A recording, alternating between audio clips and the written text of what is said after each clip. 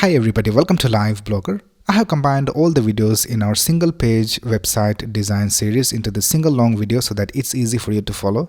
Now in this video, we're basically going to create this website from scratch using HTML, CSS and JavaScript. And this is also responsive. So if I decrease the width of the browser window, this is how it will look on smaller screens. And we have this menu icon. And we're going to design all of this from scratch. Now in the end, I will also show you how to deploy this website online, and I'll also show you how to add this design to the home page of your Blogger website. And I will also leave the link of the source code in the description of this video. So let's get started.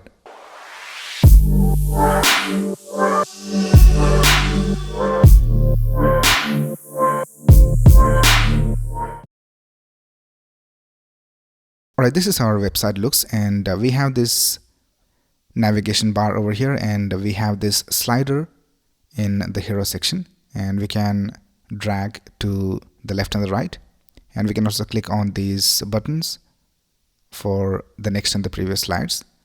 And if you scroll down here, we can see that we have this subtle animation for this Navbar. And if you scroll down here, we have the Our Services section, and if you scroll down, we have the animation for each of these items. And if you scroll down even more, we have the animation for the next section, which is the About section. And if you scroll down even more, we have the Post section. And if you scroll down, we have the Testimonials section. And this is also a slider, so you can go ahead and go to the next and the previous slides. And then if you scroll down, we have the Contact section. And then lastly, we have the footer. So we have this 3-section footer where we have this logo on the left side, and we have some quick links, and we have these social icons with this hover effect. And then lastly, we have this copyright info. And we can also click on these menu items to go to those specific sections. So if you want to go to Services section, we can just click on Services, and we'll be taken to the Services section. And in the same way, we can go to the Blog section, the Testimonials section, and all these different sections. And this website is also responsive, so if I decrease the width of the browser window, this is how it will look on a smaller screen. So we have this hamburger icon over here instead of the Navbar. And if I click on that, we have this screen displayed over here. And we can click on any of these menu items, and we'll be taken to that section. And if you scroll down here, we can see that we have a different layout for each of these sections. All of these services are displayed one below the other. And then we have the next section where we have a different layout. And if you scroll down, we have the latest posts which are displayed one below the other. And then we have the testimonial section. And then we have the contact section where we have all these fields one below the other. And then we have the footer. So this is how it will look on a mobile screen. So we're going to create this website from scratch using HTML, CSS and JavaScript in this tutorial series. Now in this video, we'll also set up our project.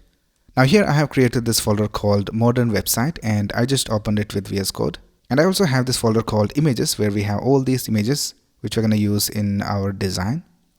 Now let's go ahead and create the necessary files. So let's create a new file called index.html. Let's create a CSS file. Let's name it style.css. And let's also create a JavaScript file. I'll just name it main.js. Now let's go ahead and add some basic code over here. So in VS Code, you can just type exclamation and press tab, and you'll have this basic HTML5 code. And here in the title, I'll just type welcome. And let's link our CSS and JavaScript files over here. So let's type link and press tab. And here in the href, let's type style.css.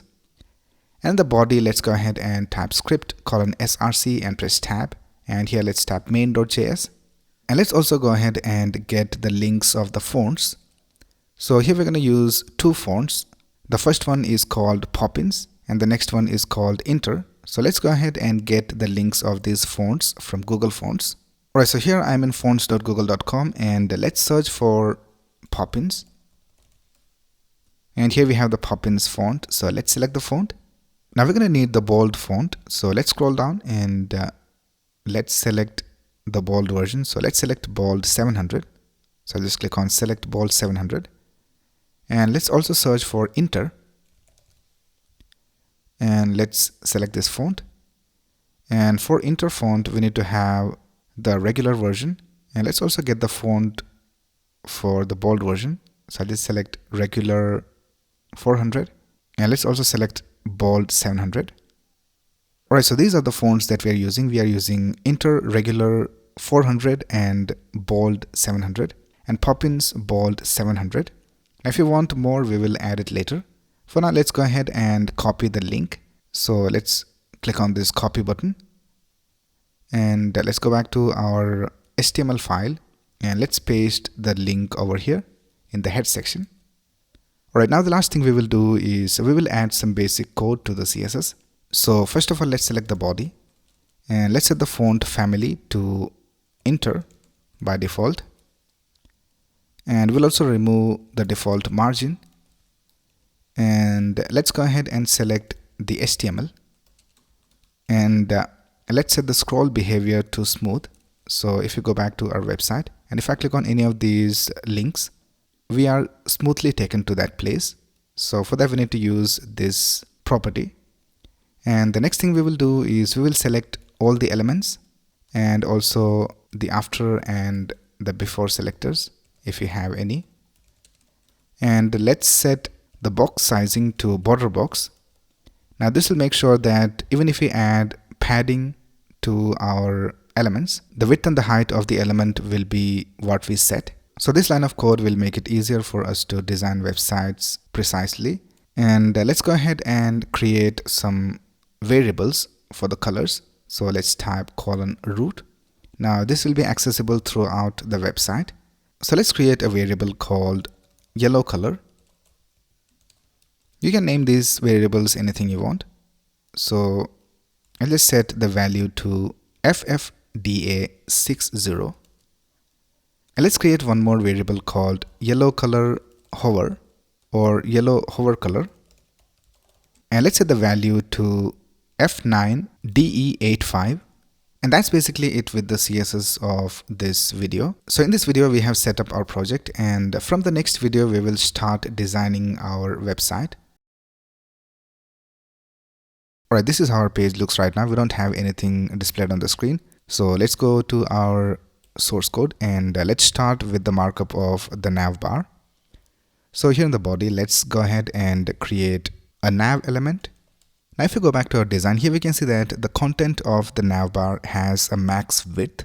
So if I zoom out the page, we can see that it has this max width.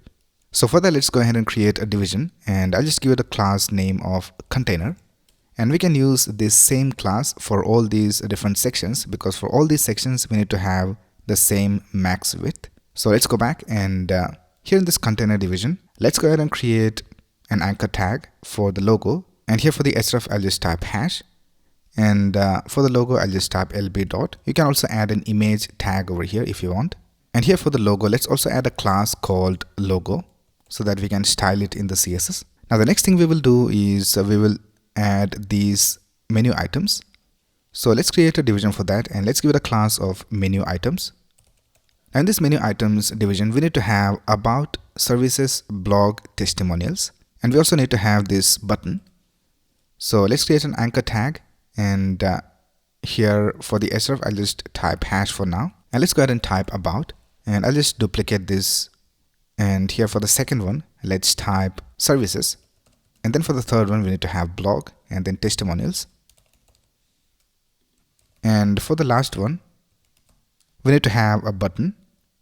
So here for this last anchor tag, let's also add a class, and let's give it a class of btn. And here for the text, let's go ahead and type contact. And let's go back to our design, and this is how it looks right now. So we have the logo and these menu items. Right now, let's go ahead and style this. So let's go to our style.css file, and let's scroll down, and first of all, let's target the container division. So let's type .container, and for the container, we need to have a max width, and let's set the max width to 1024 pixels. And let's also bring it to the center. So let's type margin 0 auto, and now if you add a background color over here, we can see that we have this max width and we have it in the center. Right now, let's go ahead and style the nav. So if we go back to the HTML file, here we can see that we have the nav, and in that we have the container. So if we go back to our design, here we can see we have this box shadow for the nav element. So let's go back and let's type nav. And let's add a box shadow and let's set the values to 0, 4 pixels, 40 pixels, negative 8 pixels, RGBA, 0, 0, 0, and 0.3. And if you go back here, we can see that we have this box shadow. Now we need to fix this to the top. So if you scroll down here, we can see that the nav bar is fixed to the top. So for that, let's go ahead and type position and let's set it to fixed. And now if you go back here, we can see that the width of the element has changed. So for that, we need to type left of 0 and right of 0. Now it has the correct width. Right now we need to display this on top of all the other elements. So let's type z index and let's set the value to 400. And let's also set the background color to white. And let's also add a padding and let's set the padding to 16 pixels top and bottom and 30 pixels left and right. Now if you go back to our design and if you scroll up, here we can see that we have a larger height for this nav bar, and if you scroll down, the height changes. So for that, let's go ahead and let's add a class for the nav. So let's type nav dot scrolled. So when the page has scrolled, we will set the padding to 8 pixels top and bottom and 30 pixels left and right. So we will reduce the top and bottom padding a little bit. Right now, let's go ahead and bring this logo to the left side and these menu items to the right side. So for that, we need to set the display of the container to flex. So let's go ahead and target the container division, which is inside the nav. So let's tap nav container and let's set the display to flex and align items to the center and justify content to space between. And now we can see that the logo is on the left side and the menu items on the right side. Right now, let's go ahead and style this logo. So let's type nav container a.logo and let's set the font size to 24 pixels. Right now, let's go ahead and style all these anchor tags. So let's type nav container a, and first of all, let's remove the underlines. So let's type text decoration none. And now let's go ahead and set the font weight to bold, and let's set the color of the text to black,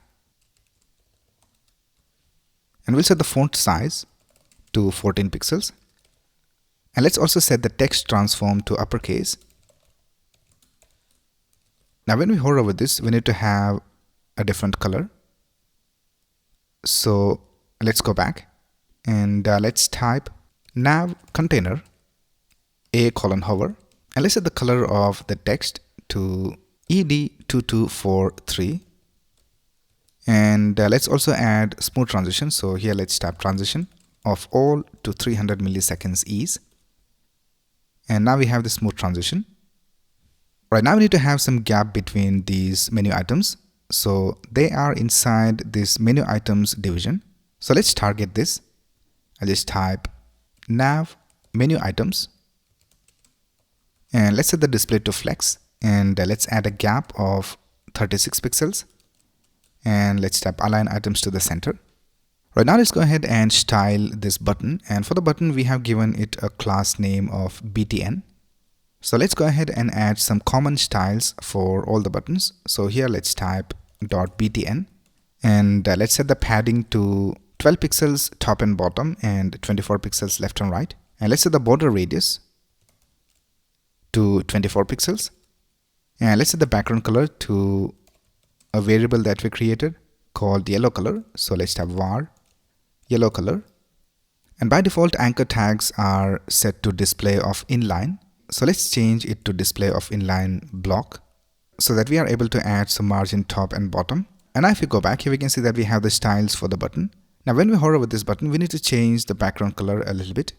So let's go back, and we also created a variable for that. It is called yellow hover color.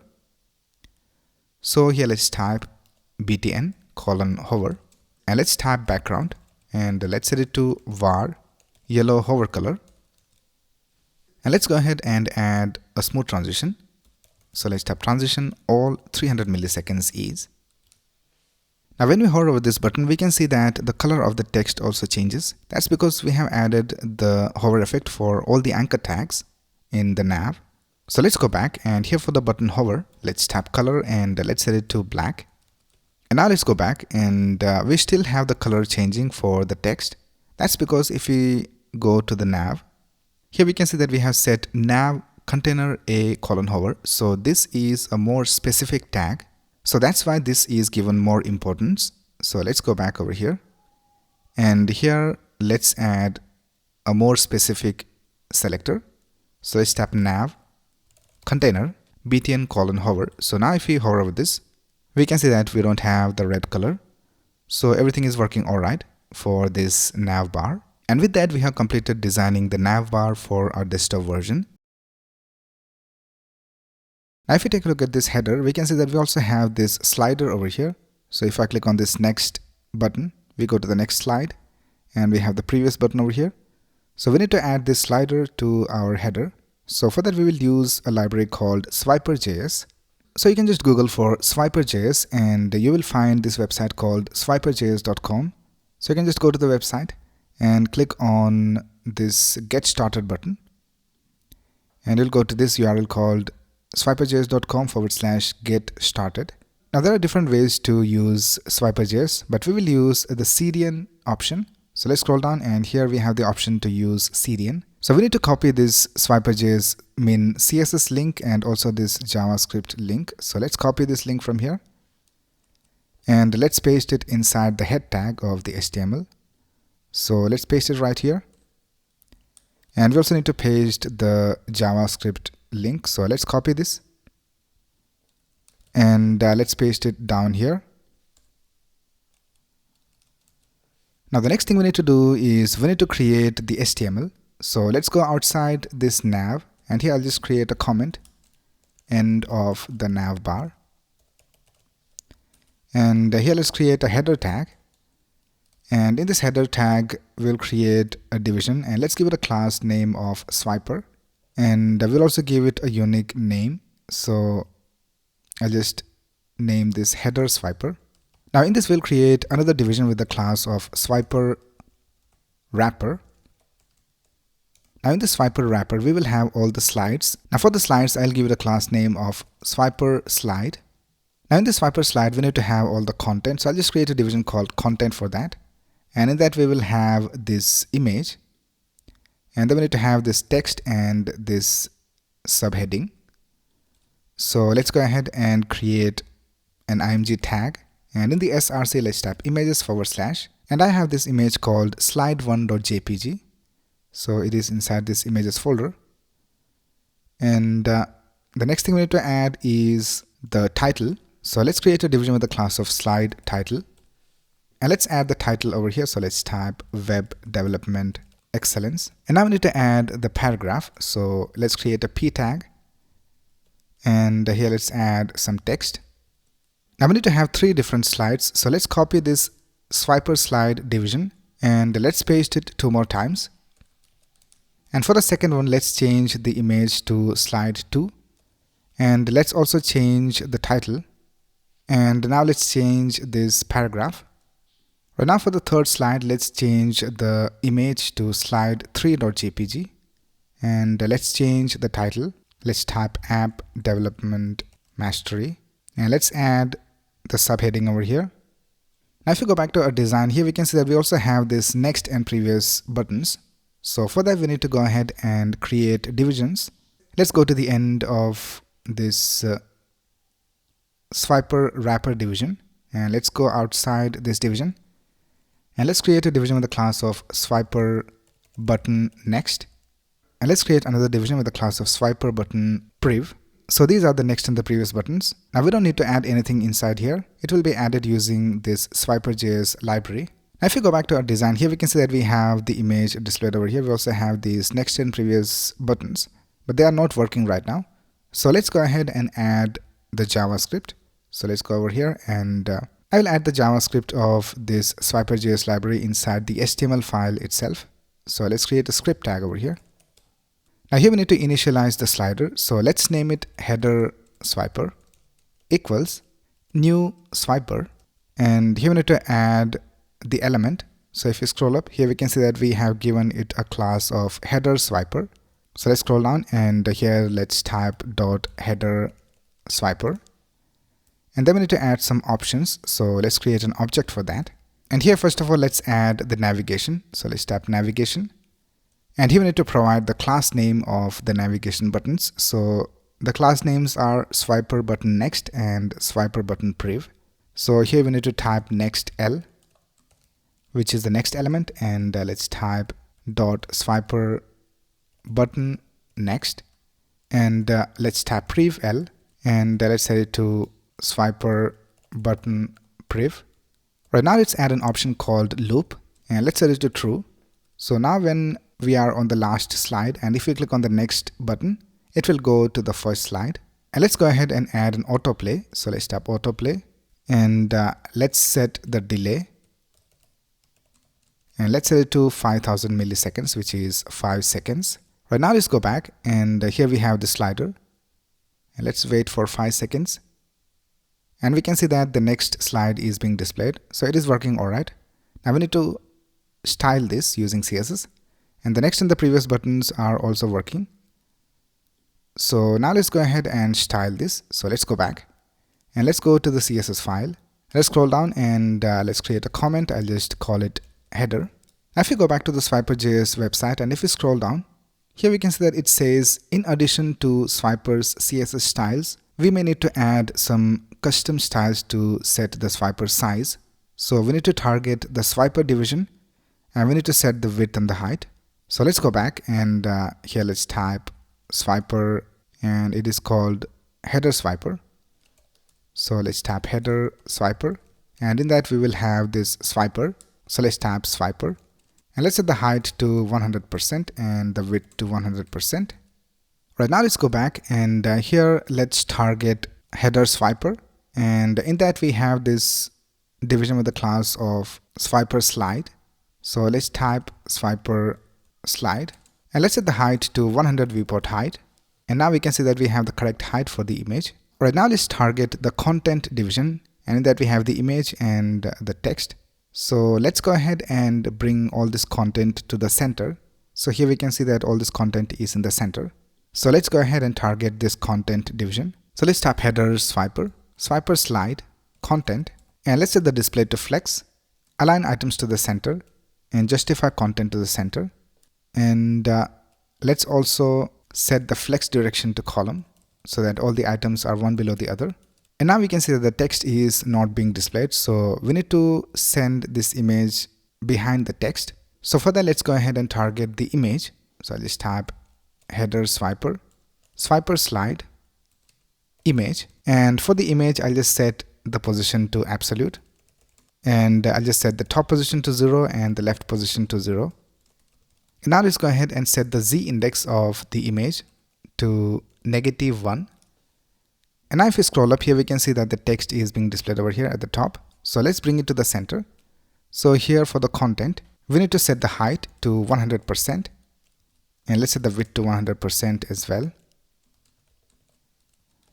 And now we have the text displayed over here. And here for the image, let's also set the height to 100% and the width to 100%, and let's also type object fit to cover so that it has the correct proportions. And now the next thing we need to do is we need to add an overlay. So here we can see we have this dark overlay, and on top of that we have this text. So let's go back, and for the overlay we will add a before selector.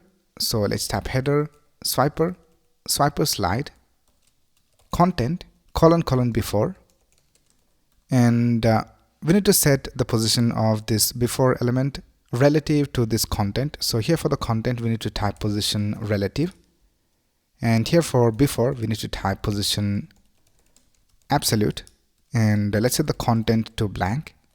Now what we need to do is we need to set the left, right, top and bottom position to 0. So we can just type inset 0, and we need to add background color, and we need to set it to RGBA and 000, and here we need to add the opacity. So for now I'll just type 0.9, and now if you go back, here we can see we have this overlay, and let's set the opacity to, let's try 0.5, and this looks alright. So now let's go ahead and style the heading and this subheading. Now the text of the content is in white color, so here let's tap color white, and now let's go ahead and target the title. So for the title we have this division with the class of slide title. So let's type header swiper, swiper slide, slide title, and let's set the font size to 50 pixels, and let's set the font weight to bold, and this is how it looks. Now we can see that the overlay is on top of the text as well. So here let's go ahead and add a Z index, and let's set it to 3, and now we can see that the text is on top of the overlay. Right now let's go ahead and style this paragraph. Let's go ahead and type header swiper, swiper slide P, and let's set the font size to 20 pixels, and let's set the Z index to 3 over here as well, and this is how it looks. Right now the next thing we need to do is we need to style the next and the previous buttons. So here we can see we have this background color of yellow, and we need to decrease the size of these icons. So let's do that. And if you go back to the HTML file, here we can see that we have these classes of swiper button next and swiper button prev. So let's type swiper button next and header swiper, swiper button prev, and let's go ahead and add a background color, and let's set it to the variable that we created called yellow color, and let's add a padding of 8 pixels, and let's set the width to 50 pixels and also the height to 50 pixels, and this is how it looks. Now we need to set the opacity to a lower value, so let's go ahead and type opacity, and let's set it to 0.2. Now when we hover over this, we need to set the opacity back to 1. So let's type, I'll just copy these two selectors, and let's add hover over here. Let's do the same for prev, and when we hover over this, we need to set the opacity to 1, and let's also add a smooth transition over here. So let's type transition of all 300 milliseconds is, and now we can see we have the hover effect working alright. And now we need to decrease the size of these icons. So if you right click over here and go to inspect, and if you take a look at this slider, here we can see we have this after selector, and in that we have the icon, and right now the size of the icon is set to some size over here from the library. So let's go ahead and change the font size. So let's go back, and here let's go ahead and copy these two selectors, and let's paste them over here, and here let's type colon colon after, and here let's type colon colon after, and here we need to change the font size. So let's type font size, and let's set the font size to 20 pixels, and let's also set the color to black, and now we can see that it looks alright. So the style of the next and the previous buttons are displayed correctly. Now the last thing we need to do is we need to add a subtle animation. So if you go over here to the original design, and when we go to the next slide, we can see that we have this animation for this text. So let's add that. So what we'll do is by default we will set the position of the text a little lower. So here let's target the title and also the paragraph. So I'll just copy this selector and paste it over here, and let's add a comma, and let's copy this selector and let's paste it over here, and let's add some styles for these two selectors. So first of all we will set the opacity to 0, and let's set the transform translate Y to 40 pixels, so it will start a little from the bottom. And let's also add a smooth transition, so I'll just type transition, and for the opacity I'll just set the duration to 1200 milliseconds is out, and for transform I'll just set the duration to 900 milliseconds is out. And if you go back to our design, and if you right click over here and go to inspector, here we can see that when the slide is active we have this class called swiper slide active. So let's go back, and here let's type header swiper slide, and we'll also have a class called swiper slide active, and in that we have the slide title. So when the slide is active, we have these two classes. So when we have these two classes, then we will add some styles. So we basically want to set the opacity to 1, and we need to reset the transform value. So let's type opacity 1, transform translate y 0, and this paragraph should have a little bit of delay in the animation. So here let's type transition delay, and let's set the delay to 200 milliseconds. And now we need to add this paragraph over here as well. So I'll just copy this selector, and let's add a comma, and here instead of slide title we need to change this to P. And now let's go back, and here we can see we have the animation. So everything is working all right. And with that, we have completed designing this header section for our website. Right here we are in the source code. So let's go to the index.html file, and here this is where the header ends. So I'll just create a comment. I'll just type end of the header, and here let's create a division for the services section. Now what we're going to do is we're going to add the services section inside the container division, because if you go to the style.css file, here we can see that for the container we have set a max width. So let's go ahead and create a division with the class of container, and in that we will have a section, and let's also give it an ID of services. Now in the services section we will have all the content. So I'll just create a division with the class of content for that. Now in this we will have a heading, so let's create an h2, and here I'll just type our services, and then we need to have a paragraph. So this is the subheading, so I'll just copy this, and let's create a p tag, and let's also give it a class of subheading, and let's paste the content over here. And the next thing we need to do is we need to create a division for all these services. So let's create a division with the class of services container, and in that we will have all the services. Now for each of the service, I'll just create a division with the class of service, and in this division we will have a division with the class of icon for this icon. So let's create an icon, and in this we need to have the image of the icon. So let's create an img tag, and in the src we need to add the image. So here in the images we can see that we have all these images. So we need to add one of these icons. So I'll just add this app dev icon over here. So I'll just type images / app dev icon, and after this we will have another division for this content. So let's create a division with the class of service content, and in that we will have an s3 for this heading. So I'll just copy this, and I'll just paste it over here, and then let's create a paragraph, and in this we will add this text. So let's copy and paste it over here, and we need to do this for all the services. So I'll just copy this and paste it 3 more times for now, and let's go ahead and style this, and then we will go ahead and add all this content to the JavaScript. So let's go back to our website, and this is how it looks. We have all the services displayed over here. So let's go ahead and style this. So let's go to the style.css file, and the first thing we will do is we will add some common styles. So here we can see we have this heading and this subheading, and if you scroll down, here also we have this heading, and here also we have this heading and subheading. So we have these repeated elements. So let's add some common styles for that.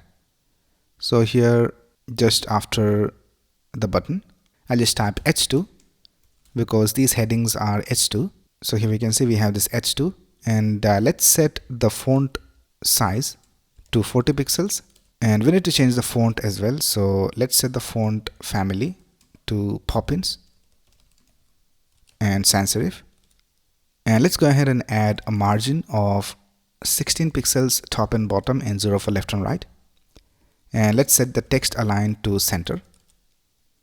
And now let's go ahead and style this subheading.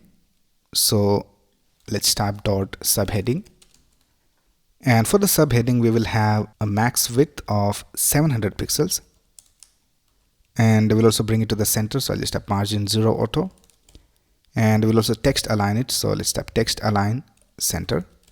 And for all the paragraph, we will have a line height. So let's tap P. And let's set the line height to 1.6.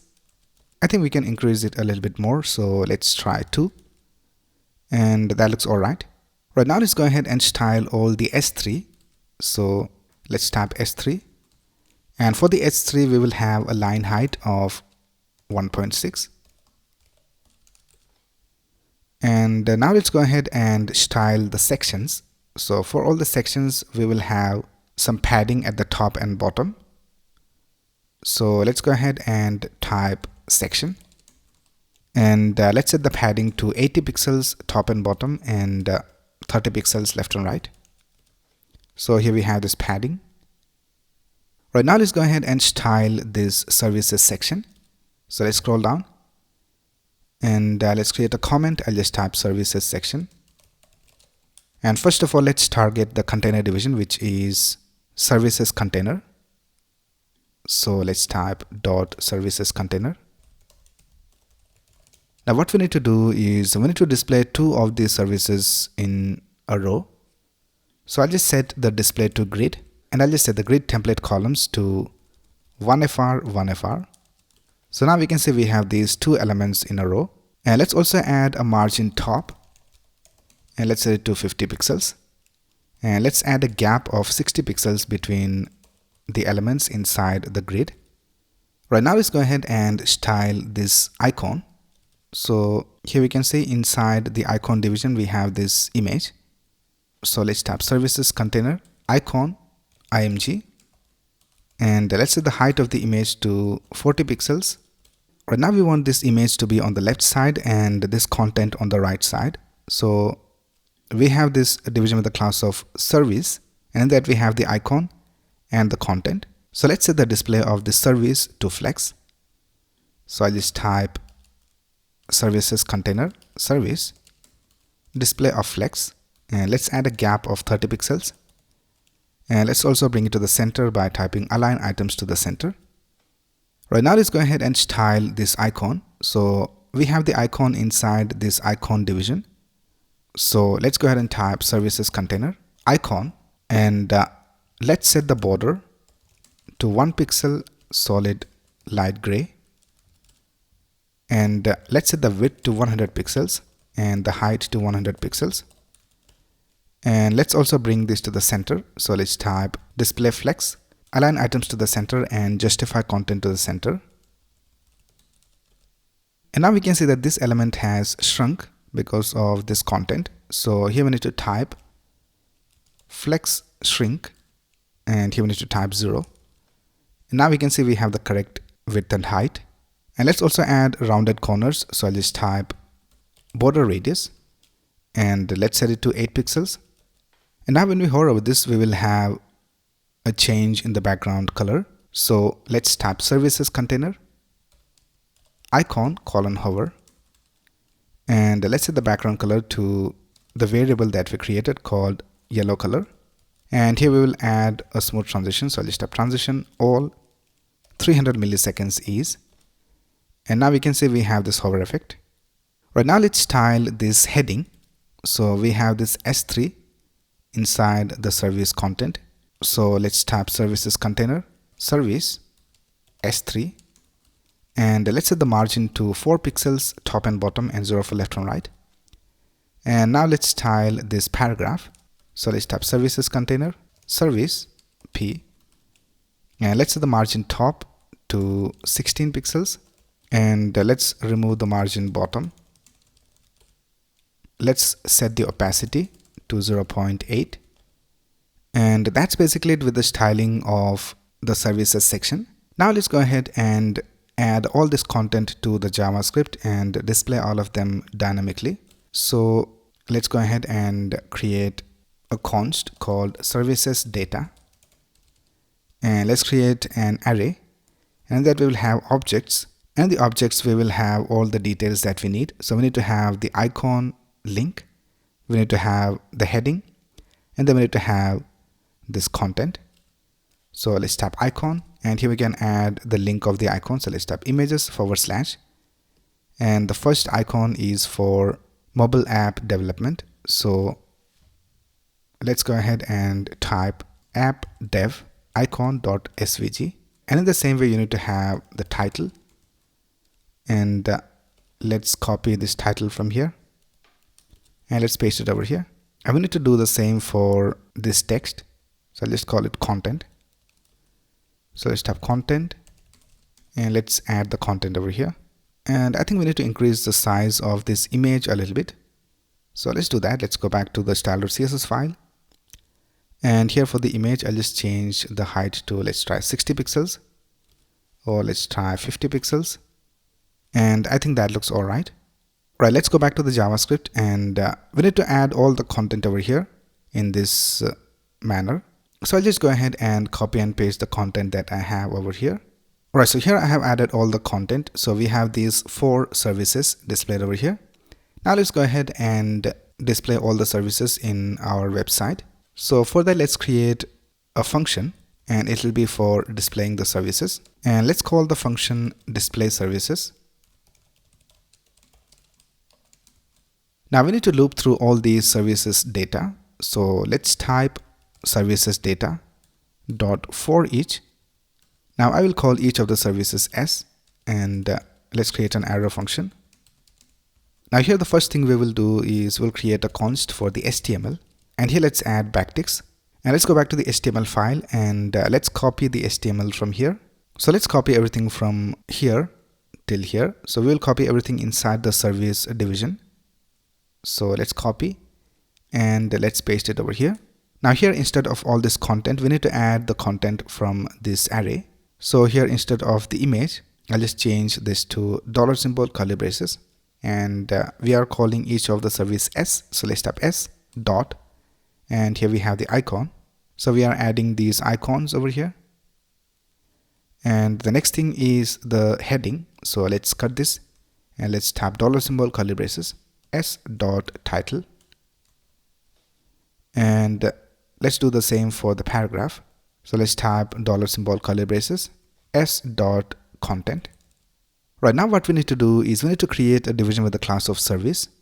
So let's type const service equals document.create element, and it'll be a div, and let's type service dot class list dot add, and we need to add the class service. And then we need to add this HTML to the service. So let's type service dot inner HTML equals HTML. And then lastly, we need to add this service to the services container. So I'll just go ahead and delete all these services from here. And let's go ahead and reference the services container. So here I'll just type const services container equals document.querySelector services container. And here let's go ahead and type services container dot append child, and here we need to add this service. So let's type service. Right, now if you go back to our website, here we can see that the services are not being displayed, but after we call this function, they'll be displayed over here. So let's call the function called display services. So I'll just type display services, and now we can see all these services are displayed over here, and you can go ahead and make changes inside this array, and they will be reflected over here. So if I just change this to mobile app design, here we can see that it changes to design. So in this way, you can go ahead and display all the services dynamically to your website using JavaScript. Right, here I'm in the source code. So let's go to the HTML file, and this is where the services section ends. So I'll just create a comment over here. You can just press command or control and /, and you can create a comment over here. So I'll just type end of the services section. Now here in the services section, we can see that we have wrapped the services section inside this container, because we wanted to have this max width for this content of the services. But for this about section, we want to have the full width of the browser. So let's go ahead and create a section directly over here. So let's type section, and let's give it an ID of about. Now for all the content, let's create a division with the class of content. And in that, we need to have this left section where we have this image, and then we need to have this right section where we have this text content. So let's create a division with the class of left. And in this, let's add an image. And for the source, let's tap images / and I have an image called about.jpg. And then let's create a division with the class of right. And in this, we will have an h2. And here let's type crafting digital excellence. And then let's go ahead and create a paragraph. And let's go ahead and copy this paragraph from here. And I'll just paste it over here. And let's create one more paragraph. And let's copy this paragraph. And let's paste it over here. And then lastly, we need to have a button. So let's create an anchor tag. Now here in the href, you can add the link of the page. So this is the contact button. So you can add the link of the contact page over here. I'll just type hash for now.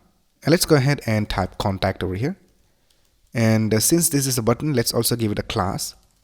And let's type btn. And we have already styled the class over here. So here we can see we have added some styles for the btn class. Right now, let's go to our design. And this is how it looks. We have this image and this content. Now for the button, we need to add some more styles. So let's go back. And here for the button, let's type text decoration to none for removing the underline. And let's set the font weight to bold. And let's set the color of the text to black. And let's also tap text transform uppercase. Now when we hover over this button, we can see that we have this background color changing. Now we need to have the same effect over here as well. So here for the button, we can see that we have this hover effect, but it is for the button inside the nav container. So I'll just remove this from here. So it will have the hover effect for all the buttons. So now we can see we have this hover effect. Right now, if we go back to our CSS, we can see that we have added some padding to all the sections. So that's why we can see that we have this padding on the left side.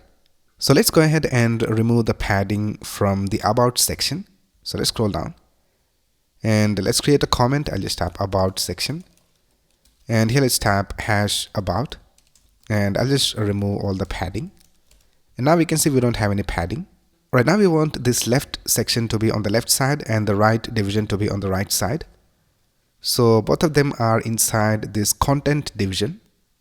So let's type about content. And let's set the display to flex. And let's add a gap of 50 pixels between the elements. And let's also type align items to the center. And now let's go ahead and set the width of the left and the right divisions to the same value. So let's go ahead and type hash about content left and hash about content right. And let's set the flex to 1 so that both of them have the same width. Right now, let's go ahead and set the width of this image to 100% of the parent. So let's tap about content img and let's set the width to 100%. And let's set the height of the image to 70 viewport height. And let's also type object fit to cover so that it has the correct proportions. And now we can see it looks alright. Now this heading is aligned to the center. So if you go back here, if you go to the S2, we can see that we have aligned all the headings to the center. Now we want to align the heading of this about section to left.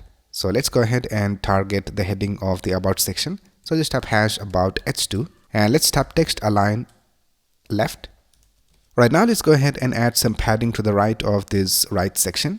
So let's tap hash about right. And let's tap padding right and let's set it to 32 pixels. And with that, we have completed designing the about section. Alright, so here I'm in the source code, and before getting started with the blog section, let's go ahead and fix a CSS issue. So here we can see that this text is not exactly in the center. So that's because we have this navbar at the top. So we need to add some padding top to this content. So if you right click over here and go to inspect, here we can see we have this content. So it is inside header swiper slide content. So in this we need to add some padding top. So let's take a look at the height of this navbar. So if you right click over here and go to inspect, And if you take a look at the nav element, we can see that it has a height of 73. So let's go ahead and add a padding top of 73 to this content. So let's go back to our CSS and let's go to the CSS of the header slider.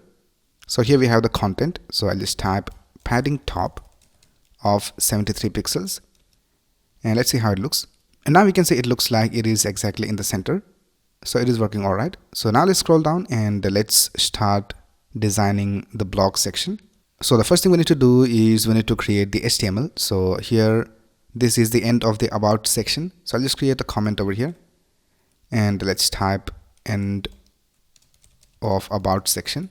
Now for the blog section, we need to have this inside a max width. So we need to add it inside the container division. So let's create a division with the class of container.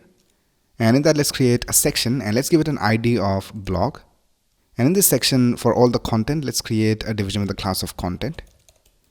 And in this content, we will have a heading. So let's create an H2. And here we need to type our latest posts. I'll just copy this and I'll just paste it over here. And then we need to have a subheading. So if you scroll up, here we can see that for our services section, we have the subheading. So we have a paragraph with the class of subheading and we have already added the styles for this. So let's create a paragraph over here and let's give it a class of subheading. And let's go ahead and copy this text and let's paste it over here. And now we need to create these three different blog post cards. So let's create a division with the class of cards container. Now in this, for each of the cards, I'll just create a division with the class of card. And in the card, we need to have the image. So let's create an img tag, and in the source I'll just type images / and blog1.jpg. And then for the heading, let's type s3 and let's copy this heading and let's paste it over here. And then we need to have the excerpt. So let's create a paragraph and I'll just copy this text and let's paste it over here.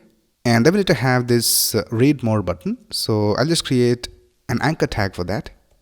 And here we can add the link of the blog post. And let's go ahead and type read more. Now we need to have 3 of these blog posts displayed over here. So I'll just copy this card and paste it 2 more times.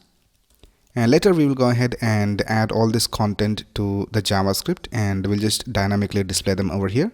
So now let's go back to our design and let's see how it looks. So here we have the heading and the subheading and we have all these blog posts displayed over here. Now let's go ahead and style this. So let's go to the style.css file and let's scroll down. And let's go ahead and create a comment and let's give it a comment of blog section. And let's type cards container.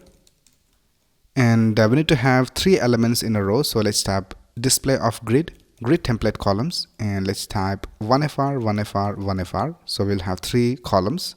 And then let's add a gap of 16 pixels between the elements. And let's also set the margin to 32 pixels top and bottom and 0 pixels left and right. And now let's go ahead and set the width and the height of the image. So let's type cards container, img, and let's set the width to 100%. And let's set the height to 200 pixels. And let's type object fit to cover for keeping the image from stretching. So now we can see that we have these 3 blog posts in a row. And everything is looking alright. We just need to style this read more button. So let's go ahead and type cards container, A. And let's set the color of the text to white and let's set the background color to dark gray. And let's set a padding of 4 pixels top and bottom and 16 pixels left and right. And let's also remove the underlines. So let's type text decoration and let's set it to none. And that's it with the blog post section. Right now let's go ahead and add all the content to our JavaScript file. And let's go ahead and create a const. And let's name it blog data. And let's create an array and in that we'll have objects. So in the object we need to have the image. So let's type thumbnail. And here we need to add the image source. So I'll just type images / and we have an image called blog1.jpg. And then we need to have the title. So let's type title. And let's go ahead and copy this title. This is the first title. And then we need to have the excerpt. So let's type excerpt and let's copy this and let's paste it over here. And then lastly, we need to have the link of the blog post. So let's go ahead and type link, and I'll just type hash for now. You can add the links of your posts over here. Now in this way, you need to create all the 3 blog posts over here. So I'll just quickly go ahead and copy and paste the content that I have. Right, so here I have added all the content of the blog post. So we have these 3 different objects. Now we need to do the same thing that we did for the services container division. So first of all, let's go ahead and target the container division, which is cards container. So let's go ahead and type const cards container equals document.querySelector, and here let's type hash blog cards container. Right, now let's go ahead and create a function for displaying the blog. So I'll just type displaying blog posts, and let's create a function called display blog posts. Now in this, we need to loop through all this data. So we have this blog data. So let's type blog data dot for each. Now for each of the blog posts, I'll just call it b, and let's create an arrow function over here. Now here, first of all, we need to create the HTML. So let's type const HTML equals, and let's add backticks, and let's go back to the HTML file, and let's copy the HTML of the card. So I'll just copy it from here. So everything inside the card division, and let's paste it over here. And now we need to go ahead and replace all this data. So for the source, we need to add this thumbnail. So let's type $ curly braces, and let's type b dot thumbnail, and then for the heading, let's type $ curly braces b dot title, and then for the excerpt, let's type $ curly braces b dot excerpt, and then we have the link. So here, instead of hash, let's type $ curly braces b dot link. Right, now we need to create this division with the class of card. So let's type const card equals document.createElement div, and let's type card.classList.add, and let's add a class of card, and then we need to add this HTML to the card. So let's type card.innerHTML equals HTML, and lastly we need to add this card to the cards container, which we referenced over here. So let's type cards container dot append child, and let's add the card over here. And now we can go ahead and delete all these cards, and let's go ahead and call this function called display blog posts. So let's type display blog posts, and let's go back to our design, and the blog posts are not being displayed. So let's see what's the problem. I'll just right click over here and go to inspect, and let's go to console, and here we can see we have this error. It says that uncaught DOM exception, and it is showing the error over here in this selector. So here we have this problem. If we go over here, we can see that we have added this dot and this hash. Now since this is an ID, we need to add the hash. So I'll just remove the dot. So now let's go back, and now we can see all these blog posts are displayed over here, and everything is looking all right. So with that, we have completed designing the blog post section. Right here, I'm in the source code. So let's go to the HTML file, and this is where the blog section ends. So I'll just create a comment. I'll just type end of blog section. And then for the testimonials section, if you go back to our design, here we can see that it has this full width, and for the content we have a max width. So here we can see that this yellow background color is spanning the whole width of the browser window, but all the text content is inside a max width. So if we zoom out, we can see that it has this max width. So we need to create a section first. So let's type section, and let's give it an ID of testimonials. And in this section, we'll create a container division because we need to have this max width. So let's type dot container. Now for all the content, let's create a division with the class of content. Now in this, first of all, let's create this heading. So let's create an h2, and let's copy this text and let's paste it over here. And then we need to have this slider. So we have already used the slider in this header section. So we will use the same library over here as well. So if you go back to the header, here we can see that we are using this library called Swiper.js.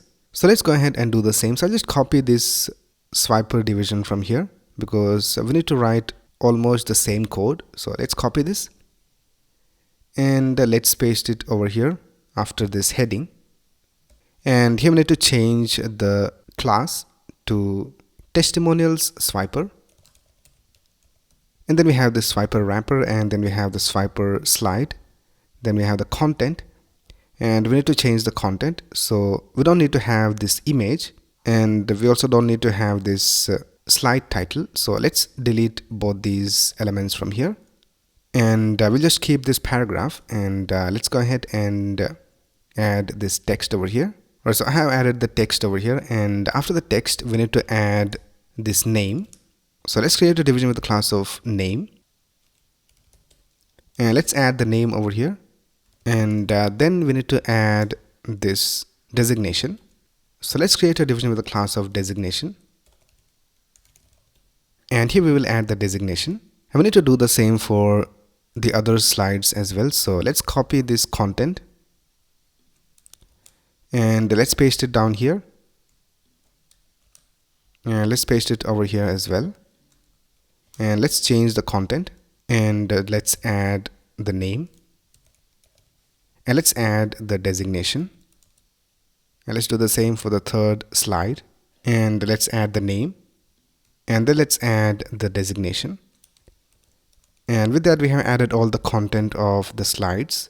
And now if you go back to our website, here we can see that we have the first slide displayed over here, but the functionality is not working. So for that, let's go back to our HTML, and if you scroll down, here we have created this script, and this is for the header swiper. So let's do the same for the testimonials swiper. So I'll just go ahead and copy this and paste it down here, and I'll just change this to testimonials swiper. And here in the selector we need to add the class name, which is testimonials swiper. So let's add this class over here. And then we have swiper button next and swiper button pref, and we have the same classes over here. And for the testimonial slider, I'll just remove this autoplay. And now if you go back to our website, here we can see that the functionality is working alright. Now the last thing we need to do is we need to style this using CSS. So let's go back to our CSS file, and let's go ahead and create a comment. I'll just type Testimonials Section. And first of all, let's target the section with this ID of testimonials. So I'll just type hash testimonials, and let's add a background color of var yellow color. Right now let's go ahead and style this swiper slide. So here we have this division with the class of swiper slide. So let's go ahead and type testimonials swiper, and in that we have swiper slide. And first of all, let's set the text align to center, and let's set the font size to 18 pixels, and let's go ahead and set a padding of 30 pixels. Right now let's style this paragraph. So let's type testimonial swiper slide P, and let's set the font size to 24 pixels, and let's set the font style to italic. Right now let's style this name. So for the name we have this division with the class of name. So let's type testimonial swiper slide name, and let's set the font weight to bold, and let's add a margin of 8 pixels top and bottom, and 0 for left and right.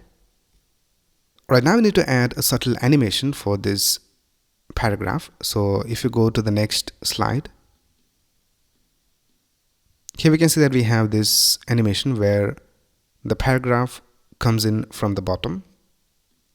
So let's go back, and by default let's set the opacity of the paragraph to 0, and let's tap transform translate Y, and let's set it to 40 pixels, and let's go ahead and add a transition of all 800 milliseconds is.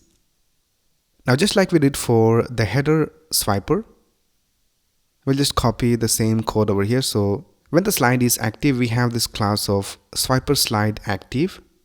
So I'll just copy this and let's paste it down here. And here we need to change this to testimonials swiper. And here we need to type opacity of 1 and transform translate y to 0. And now if you go back and if you go to the next slide, we have this animation. Right now let's go ahead and style these arrows. So let's type testimonials swiper, and we had this class of swiper button next and swiper button priv. So let's type swiper button next and testimonial swiper button priv, and let's add a background color of light gray. Let's set the width to 50 pixels and the height to 50 pixels as well. If you go up to the header swiper, here we can see that for changing the size of these arrows, we are accessing the after selector. So let's do the same. So just copy these two selectors and let's paste it down here, and here let's type colon colon after, and here let's type colon colon after, and let's go ahead and set the color to black, and let's set the font size to 20 pixels, and this is how it looks. And with that we have completed styling the testimonial section. Now in this video we will design this contact section and also this footer. Right here I'm in the source code of the website, and here this is the end of the testimonial section. So let's add a comment over here and let's type end of testimonial section, and let's go ahead and start with the contact section. So if we go back to our design, here we can see this is the contact section. So let's go over here and let's create a section and let's give it an ID of contact. And in this we need to have this content inside a fixed width. So if we zoom out, we can see that it has this fixed width. So let's go ahead and set a division with a class of container. And we have already added the max width style over here in the CSS. And let's go ahead and add an h2 for the heading. So let's type h2 and let's type get in touch. And the next thing we need to do is create this form. So let's create a form, and for now I'll just remove the action, and let's start with this first section where we have this email ID text field and also this name text field. So I'll just add both of them inside a division with a class of group, and in this let's create an input field and let's set the type to text, and let's add a placeholder and let's type email, and I'll just duplicate this, and the next one is full name. So I'll just type full name over here in the placeholder. Then let's go ahead and create this text area. So let's go ahead and go outside this group and let's create a text area. I'll just go ahead and delete all of this, and let's add a placeholder and let's type your message. And then we need to have this button. So for that I'll just create an input field with a type of submit, and let's go ahead and give it a class of btn, and let's set the value to send message. And now let's go back to our design, and this is how it looks. Right now let's go ahead and style this using CSS. So let's go to style.css file, and here let's create a comment. I'll just type contact section, and let's go ahead and start with the form. So let's type hash contact form, and let's set the display to flex, and let's set the flex direction to column, and let's go ahead and add a gap of 12 pixels between the elements, and let's also add a margin top of 32 pixels. And this is how it looks. Right now let's go ahead and style these input fields and also this text area. So let's type hash contact form input and hash contact form text area, And first of all, let's set the width to 100%. And now we can see it has this width of 100%. Now we want these two elements to be one next to the other. So let's target the group. So let's type hash contact group, and let's set the display to flex, and let's add a gap of 12 pixels. And now we can see these two elements are one next to the other. Now let's go ahead and continue styling these input fields and this text area. So here let's go ahead and add a font family of Inter and sans serif, and let's set the font size to 16 pixels, and let's go ahead and add a padding of 8 pixels top and bottom and 16 pixels left and right, and let's set a border of 1 pixel solid light gray, and let's add a background color of light gray. Let's tap EF, EF, EF. And now if we click on these input fields, we have this outline. So let's remove that. Let's tap outline none. And now we don't have the outlines. Right now for the text area, we will just have some more height. So let's type contact form text area. And let's set the height to 160 pixels. And now if you go over here, we can see that we have this option of resizing the text area. So I'll just disable that. You can just type resize none. And now we don't have the option of resizing. Right now let's go ahead and style this button. So let's tap hash contact. And we have this class of btn for the button. So let's add that class over here. And here we can see that we already have these styles added because of the btn class that we have over here. So we have this btn class over here. Now let's go ahead and make some changes in the button of the contact form. So here, let's set the max width of the button to 200 pixels. And let's set the background color to dark gray. And let's set the color of the text to white. And let's set the padding to 12 pixels. And cursor to pointer. And now when we hover over this, we'll just change the color a little bit. So let's tap hash contact button colon hover. And let's set the background color to black. And let's add smooth transition over here. So I'll just tap transition all to 300 milliseconds ease. And now we can see we have this hover effect. And with that, we have completed designing the contact section. Now let's go ahead and style the footer. So first of all, let's write the HTML. Now here is the end of the contact section. So I'll just create a comment. I'll just tap end of contact section. And now for the footer, let's create a footer element.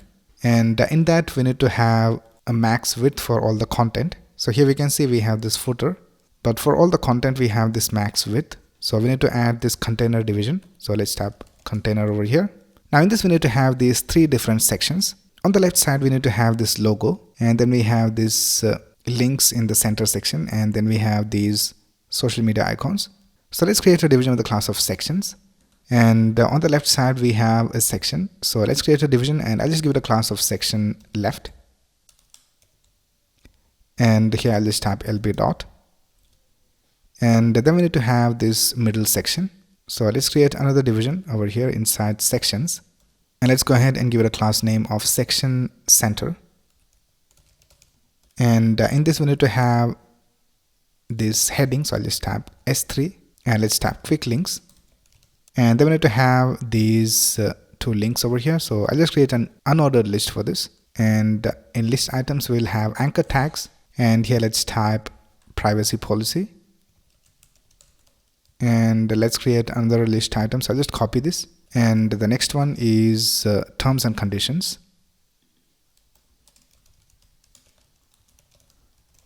And here for this logo, we also need to have it go to the home page. So I'll just create an anchor tag for this. So let's create an anchor tag, and here I'll just type lb dot. And we also have a class for the logo. So I'll just type class and let's type logo over here. And the next thing we need to have is the last section, which is on the right side. So let's create another division over here, and let's give it a class name of section right. Now in this we need to have this heading, so I'll just type S3, and we have to type follow us, and then we need to have these 3 social media icons. So for that, let's create a division with a class of socials, and in that we'll have anchor tags, and here you can add the links of your social media pages instead of this hash. And then let's create an img tag, and in the source let's type images / and we have these icons over here.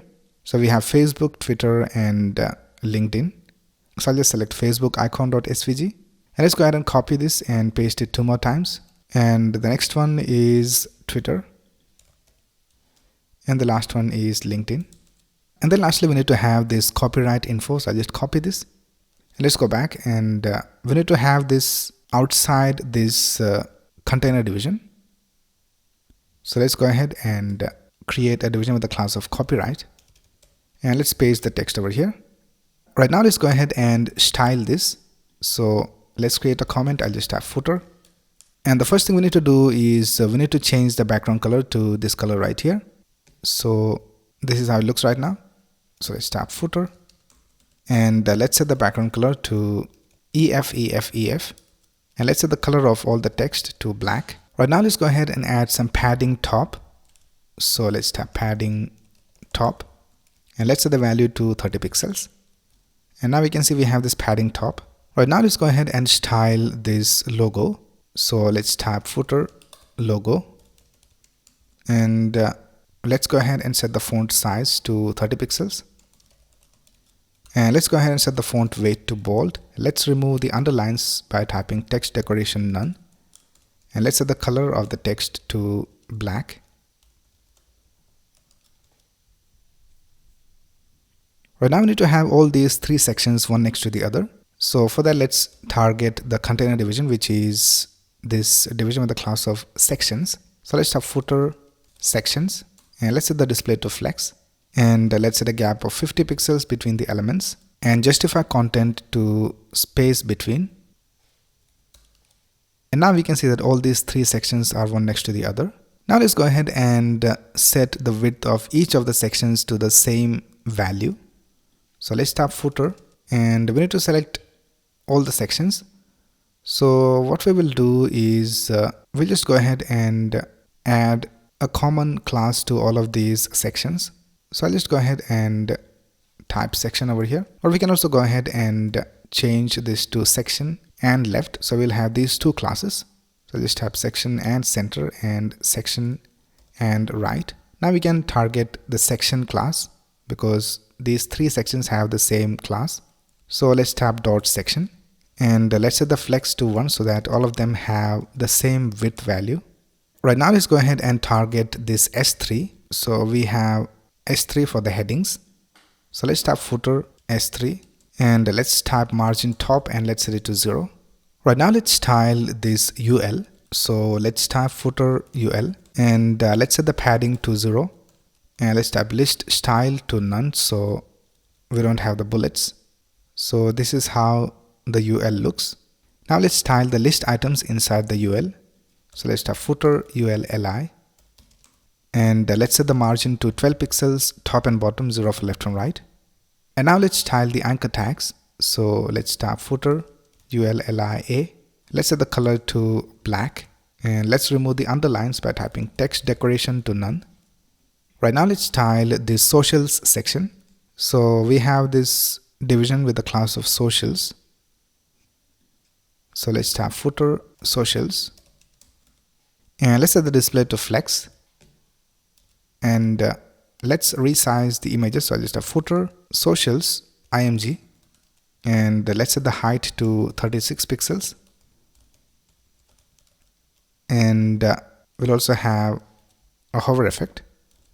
So I'll just type footer socials img colon hover, and let's type transform scale, and let's set it to 1.1, and let's add a smooth transition. So I'll just type transition of all 300 milliseconds is, and now we have this hover effect. Right now let's add some gap between these icons. So here let's type gap of 24 pixels. Right now let's go ahead and style this copyright section. So we have this division with the class of copyright. So let's style this. I'll just type footer copyright, and let's set the background color to black, and let's set the color of the text to white, and let's add a padding of 18 pixels, and let's set the margin top to 30 pixels, and let's align this to the center. So I'll just type text align center, and with that we have completed designing the footer. Now in this video we will add the animation for these sections. So if you go to the original design, and if you scroll down here, we can see that we have the animation for the sections when they are displayed. And in this video we will add the animation to the elements of our website. So let's get started. Now for making the process of adding animation easier, we're going to use this library called AOS, Animate on Scroll. So you can just search for Animate on Scroll and go to this link right here. So this is the library right here, and if you scroll down we can see the demo of the library. So we just need to add this data attribute, and then we need to add the animation name, and it will have the animation. So here we can see we have different types of animation. We have fade up, fade down, and then we have fade right, fade left. So all these animations over here, so you can go ahead and take a look at these animations, and you can use any of these animations in your websites.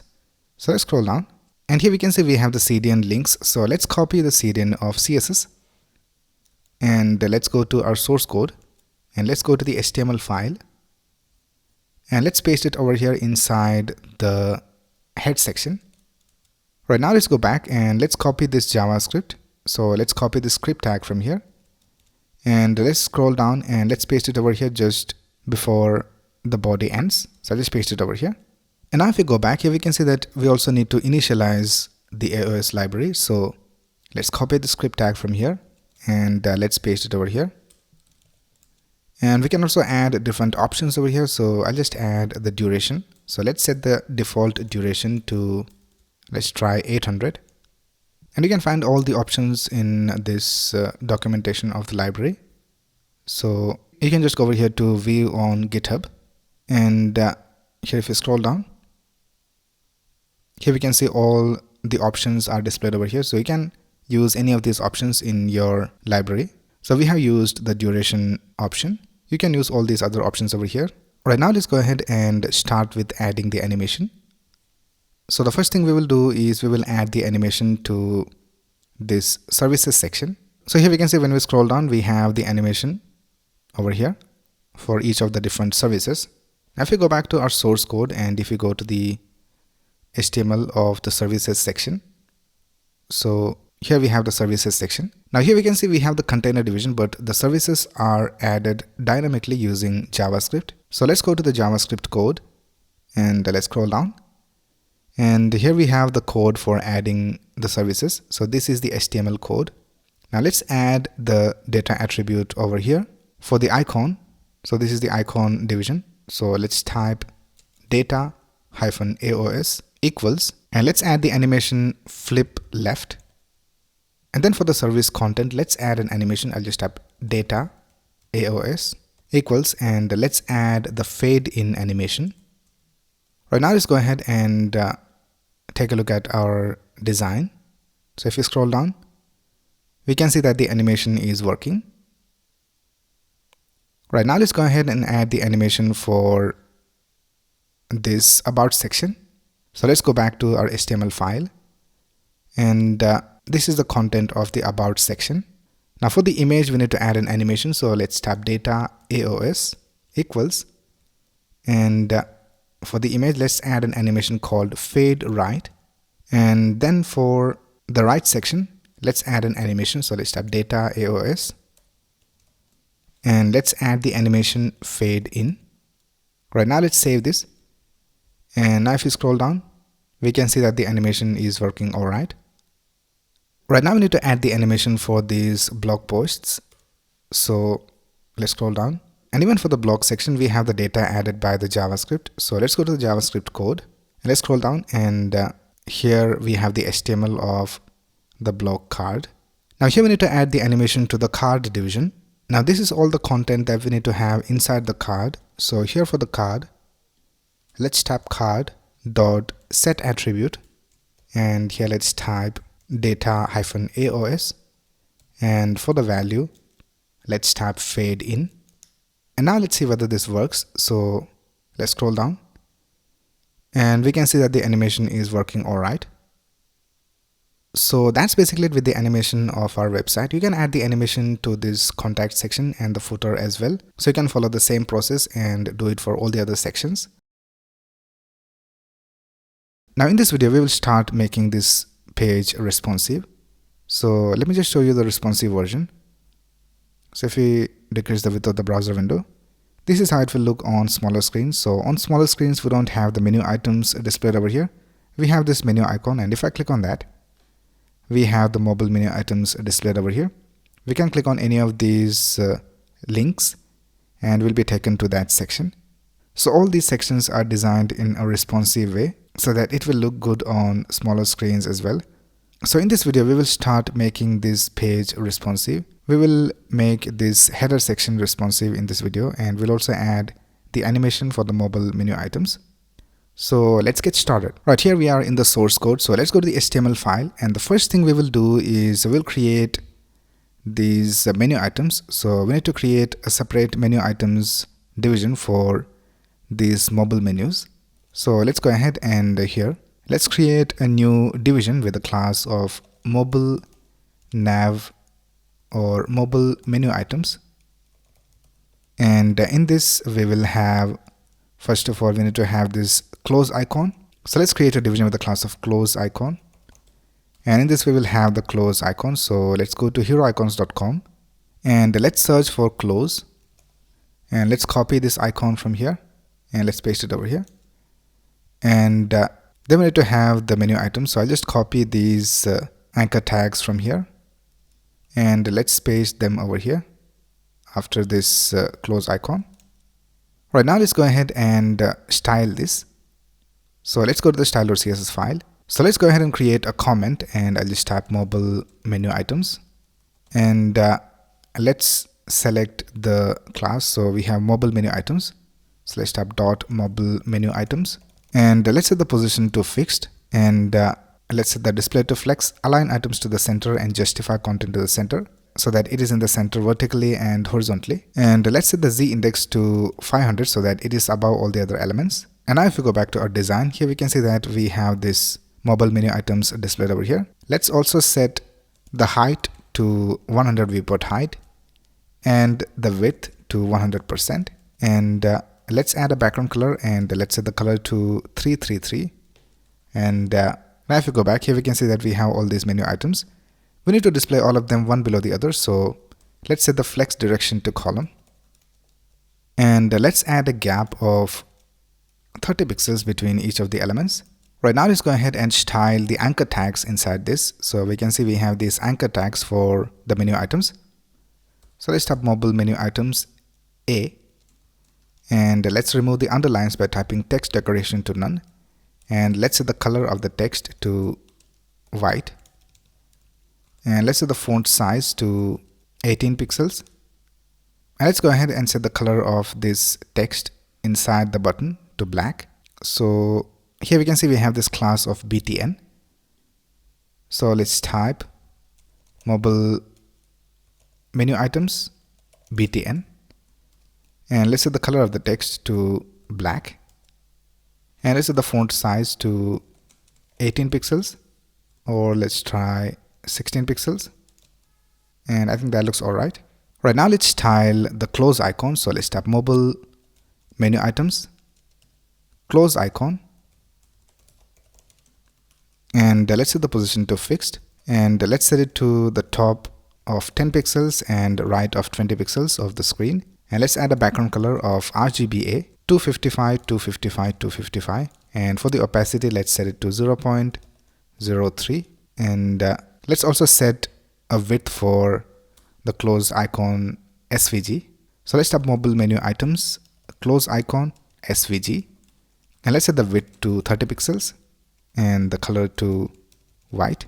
And here let's add a padding of 8 pixels and let's set the rounded corners to 8 pixels and let's tap cursor pointer.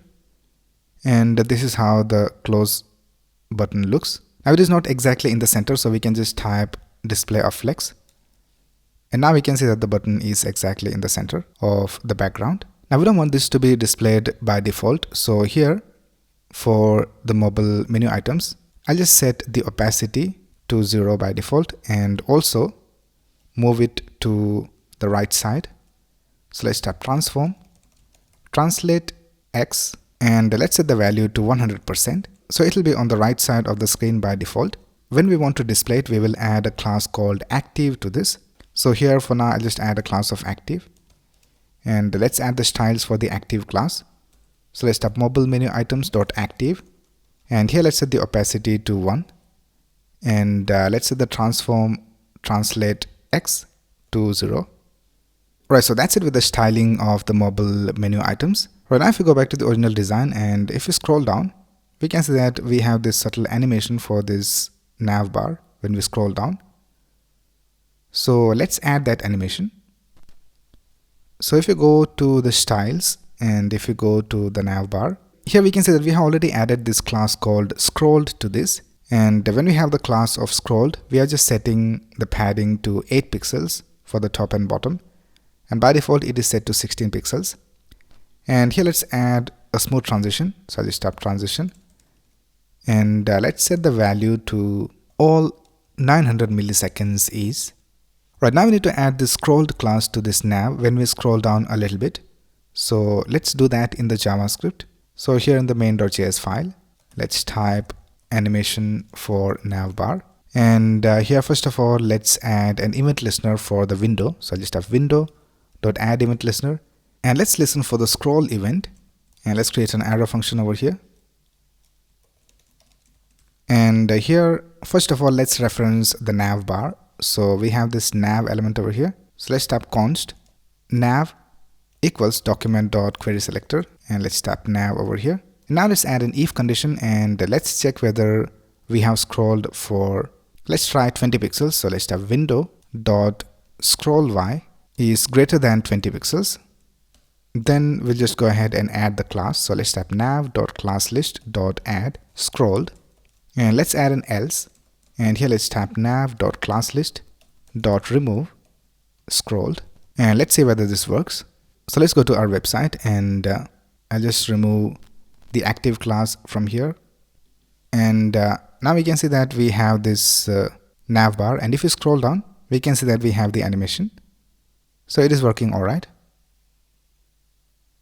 Right, now the next thing we need to do is we need to hide these menu items of the desktop version when we are on smaller screens. So here we have this division with the class of menu items, and in that we have these menu items. So let's hide this on smaller screens. So here let's go ahead and add a media query.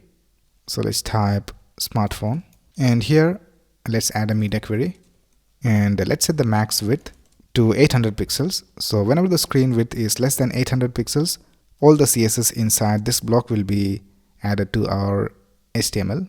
So let's go ahead and type nav menu items display of none. And if you are on larger screens, we need to display it. So here we can see that it is being displayed on larger screens, but on smaller screens, we don't have it displayed. Right now on smaller screens, we need to display a menu icon over here. So let's go to the HTML file, and here let's add the menu icon. So let's go outside this menu items division and let's create a division with the class of menu icon. And here we will add the SVG of the menu icon. So here in hero icons, let's search for menu and let's copy this icon and let's paste it over here. And let's style it. So here let's type nav menu icon and let's set the width for the SVG. So let's type width of 30 pixels. And now we can see that the menu icon is being displayed over here. And let's also tap display of flex to bring it to the center vertically. And now we don't want to display it on larger screens. So if we maximize this, we can see that the space of the menu icon is displayed over here. Now if we add this width over here in the desktop version, we will have the menu icon displayed over here as well. So what we will do is I'll just hide the menu icon on larger screen. So I'll just tap display of none. And now we can see that the menu icon doesn't take any space. And if we go to the smaller screens, we'll just go ahead and set the display back to block. So here let's tap nav, menu icon, display of block. And now we have the menu icon displayed over here and not on larger screens. Right now let's go ahead and add the JavaScript to display the menu items when we click on this menu icon. So I'll just set the cursor to pointer. And now let's go ahead and go to the main.js file. And here let's type mobile menu. And we need to reference some of these elements. We need to reference the menu icon, and then we need to reference the close icon, and then we need to reference this mobile menu items. So let's go back, and here let's tap const menu icon equals document.querySelector, and we have a class called menu icon. And then let's type const close icon equals document.querySelector close icon, and then let's tap const mobile menu items equals document.querySelector, and let's tap mobile menu items. So this is the class of the division.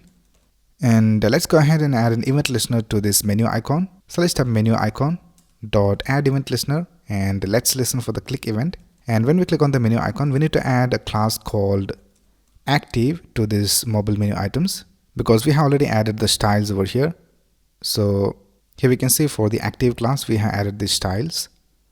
Let's tap mobile menu items dot class list dot add active.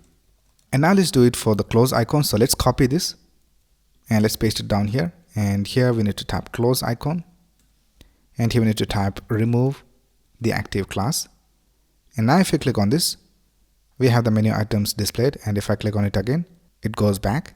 Now we need to have a smooth transition for displaying these menu items. So here we can see it is displayed in a smooth way. So for that, let's go back and let's see whether we have added a transition. So here we need to add a transition. So just tap transition of all, and let's set it to 300 milliseconds ease. And now we can see we have the correct animation. Right now let's add responsiveness to this slider. So for now I'll just go ahead and remove the autoplay. And let's go ahead and style this. So here in the media query, let's add a comment. I'll just type header or hero section. And if you go back to the HTML file, here we can see that we are adding this swiper.js library, and that we have this slide title, and this is the slide title. So let's decrease the font size of this slide title. So I'll just type the name of the swiper, which is header swiper, and in that we have swiper slide, and in that we have slide title. So let's type header swiper, swiper slide, slide title, and let's set the font size to 30 pixels. And let's also add some padding to the left and the right of this. So I'll just copy this selector. This is the container division, and let's type padding inline for left and right, and let's set it to 50 pixels. I think we need to add the padding to the content. So we have the content over here. So let's type dot content over here. And now it looks all right. And let's also text align it to the center. So I'll just do it over here in the desktop version. For slide title, let's tap text align to the center.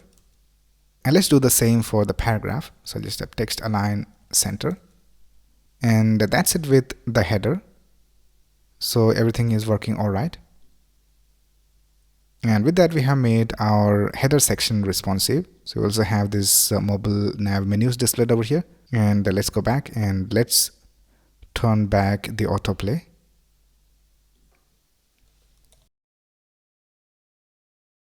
Now in the previous video, we created the responsive design of the hero section, and this is how it looks.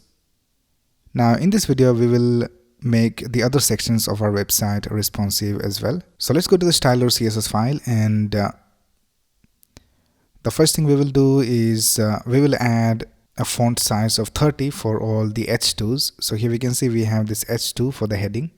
So let's tap H2 and let's set the font size to 30 pixels. Right now for each of the sections, let's add a padding inline, which is padding left and right of 30 pixels. Right now here we can see we have this services section, and it is inside this division with the class of services container, and in that we have all these services. So right now it is set to 2 columns in a row. So let's select the services container division. So let's tap dot services container, and let's set the grid template columns to just 1 FR, which means just 1 column. Now we can see that all of them are displayed in 1 column. So with that we have completed making our services section responsive. Now let's move on to the next section, which is this about section right here. Now for the about section, we want the image to be on the top and the text at the bottom. So if we go back to the index.html file, here we can see we have this about section, and that we have this content, and in the content we have the left and the right sections. So right now it is set to display of flex. So if we scroll up, and here we can see for the about content it is set to display of flex. Now let's set the flex direction to column so that the image is on the top and the text content at the bottom. So let's type hash about content and flex direction to column. And now let's set the height of the image. So let's tap about content img, and let's set the height to 300 pixels and object fit to cover so that it has the correct aspect ratio. And let's also set the width to 100 viewport width. Right now for the right section we need to have some padding. So let's type hash about right, and let's set the padding to 30 pixels. Right now let's move on to the next section, which is this blog section. And if you go back to the HTML file, here we can see that we have this cards container over here. So let's select that. I'll just tap dot cards container, and let's tap grid template columns to just 1 FR. And let's also add some gap between the elements. So let's tap gap of 50 pixels. And with that we have made our blog section responsive. Now let's move on to the testimonials section. So for the testimonials section, we have this swiper with the class of testimonials swiper. So let's go ahead and target that. I'll just tap testimonials swiper, and in that we have this swiper slide. So let's tap dot swiper slide, and let's set the padding inline, which is padding left and right, to 50 pixels. And let's set the padding block, which is padding top and bottom, to 0. Right now let's set the font size of this paragraph. So let's tap testimonials swiper, swiper slide P, and let's set the font size to 18 pixels. Right now let's style these buttons. So let's tap testimonials swiper, and we have the buttons with the class of swiper button next and swiper button priv. So let's tap testimonials swiper, swiper button priv, and let's set the padding to 8 pixels, and let's set the width and the height to 40 pixels. Now let's add a little bit of padding to the content as well, because the content is touching these arrows. So here we can see we have this content division. So let's type testimonial swiper, swiper slide, content, and let's set a padding inline of, let's try 20 pixels. And I think that looks alright. So with that we have made our testimonial section responsive. Now let's move on to the next section, which is the contact section. Now we want to have these two input fields, one below the other. Now if you go to the HTML file, here in the contact section we can see that we have this group division, and in that we have these two input fields. Now we have set the display of this group to flex. So if we scroll up here for the contact section, here we can see that the display is set to flex. Now we can simply go ahead and set the flex direction to column. So let's tap #contact, group, and flex direction to column. And with that, the contact section is done. So let's scroll down, and here we have the footer. So let's type footer, and we want all these sections to be one below the other. So if you go back to the HTML file, here we can see inside the sections division, we have the left section, and then we have the center section, then we have the right section. So let's type dot sections, and let's set the flex direction to column, and we'll also text align it to the center, and let's set a gap of 30 pixels. And now these social icons are not exactly in the center. So for that, let's go ahead and select that. I'll just have footer, and they are inside this socials division. So let's tap dot socials, and if we add a background color over here, we can see that it has this full width. So we can just simply go ahead and type justify content to center, because it is already set to display of flex. And now we can see that it is in the center. So with that, we have made our footer responsive as well. And in this way, we have completely made our website responsive. Now we're going to host our website on a service called netlify.com. So just go to netlify.com and create a free account, and then log into the account, and you will find this page right here. And you can go over here to sites, and you can add your website over here. Now here we have an option of importing from Git, but we're going to directly go ahead and drag and drop our folder over here. Alright, this is the folder of my website. So if I open this, we can see that we have all the files over here. We also have all the images. So let's go ahead and drag and drop this parent folder over here. So I'll just drag and drop it over here. And we can see that the website is being uploaded, and the deploy process has completed. And we have the build over here. So if I click on open production deploy, here we can see our website was deployed, and if you scroll down, everything is working all right. Let's click on these menu items, and they are not working. So let's go back to our local design, and here also they are not working. So I think we forgot to add the links. So let's go back, and this is our source code, and let's go to the navigation menu, and here we need to change this to the ID. So if you scroll down, here we can see for the about section we have this ID of about. So we need to go ahead and here we need to type #about, and we need to do the same for services. So if you scroll down, for services we have this ID of services. So let's add that over here. So let's type services, and let's scroll down, and let's see what is the ID for blog. So here we have the ID of blog, and then we have the ID testimonials. So let's type blog, and let's tap testimonials,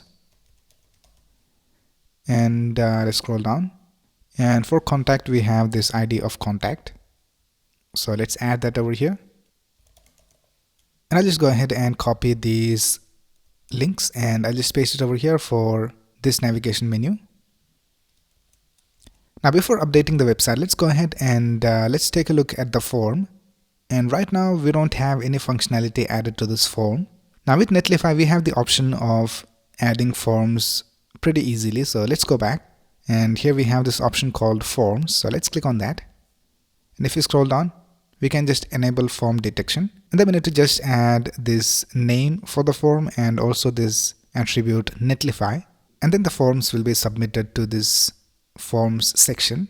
So let's click on enable form detection, and now we can see that it is being enabled. Now while we are here, let's also go over here to domain management, and let's customize our domain. Now if you want to add a custom domain, you can add that over here as well, but I'll just go ahead and go to options, and let's click on edit site name, and let's change this to live blogger. Let's see whether we have it available, and we can see that the domain is available. And now if we open this,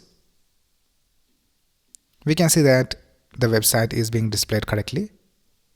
Now let's go ahead and modify the form of our website. So let's go back, and let's go to the form section, which is this contact section. Now here for the form we need to add a name. So let's type name and let's set the name to contact. You can name this anything you want. And then we need to add this attribute called Netlify.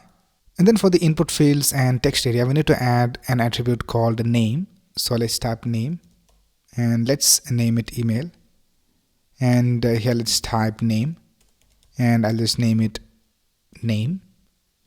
And here let's type name and I'll just name it message. And now this form should work. So let's save this and let's make sure that everything is working all right.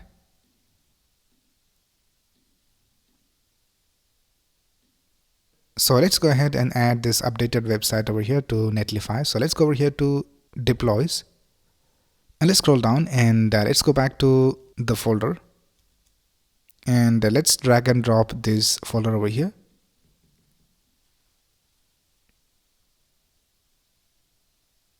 And with that, our website has been published. So let's go back over here and let's reload this page. And now let's click on one of these menu items. So let's click on services and we can see that it is working all right. All right, now let's test the form. So let's add some name over here. So I'll just type John. And for the email, I'll just type john@email.com. And let's add a message over here. And let's click on send message. And now we can see we have this thank you screen by Netlify. So let's go back to our dashboard and let's go here to forms. And here we can see that we have this form submission. And if I open that, we don't have the form data displayed over here. So we need to go over here to spam submissions. And here we can see the form is being displayed over here and we have our email and name. And if I open this, we can see that the name, email ID and the message is being displayed over here. Now this form submission was detected as a spam because here we can see that all the form submissions are filtered for spam. So if someone genuinely adds some content to the form, then it will be displayed over here in verified submissions. Alright, so that's basically how you can deploy your website for free using Netlify. Now in this video, I'll show you how to make this design your Blogger website homepage. So here we can see this is my Blogger homepage. Now we're going to add this design over here to the homepage. So let's get started. Now what we're going to do is we're going to create a new page and we're going to redirect the homepage to that custom page and we will add this custom design to that page. So let's go over here to pages and let's create a new page. So let's click on new page and here for the title I'll just type main page and here I'll just type testing for now and let's click on this options drop down and let's select do not allow comments and let's click on publish and confirm. And now we can see this page has been created. So let's view this page and this is how this page looks right now. Now we're going to turn this page into this design right here. So the first thing we will do is we will redirect the home page to this page right here. So let's go over here to Blogger settings and let's scroll down. And here we have this option called errors and redirects. So let's click on custom redirects and here let's add a new redirect and we will go from the home page to this page right here. So I'll just copy this part of the URL and let's paste it over here and let's click on permanent and let's click on OK. And now we can see that it goes from this home page to this page right here. So let's click on save. And now we can see here we have one custom redirect. And now let's go to the home page and let's reload this page. And now we can see that we are redirected to this custom home page over here. So now if you want to access the list of all the blog posts, you can just go over here to index.html. And now we can see all the blog posts are displayed over here. But if you go to the home page, we'll be redirected to our custom home page. So now let's go ahead and start customizing this page. So the first thing we will do is we will remove all the unnecessary things from here. So let's right click over here and go to inspect. The first thing we will do is we will remove these BG photo overlay and BG photo container. So you can select these two classes from here. So let's go back and let's go to our page. And here I'll just remove this and let's create a style tag. And here let's type BG photo overlay. So let's copy this. and let's paste it over here, and let's type bg photo container, and we can just go ahead and type display of none. And now if I update this, and if I go back to our page, and if I reload this page, now we can see that those things have disappeared from here. So now let's remove the other things as well. So if you scroll up here, we can see that we have this header. So let's right click over here and go to inspect, and let's see where is the header. So here we can see we have this header. We can go ahead and hide this header.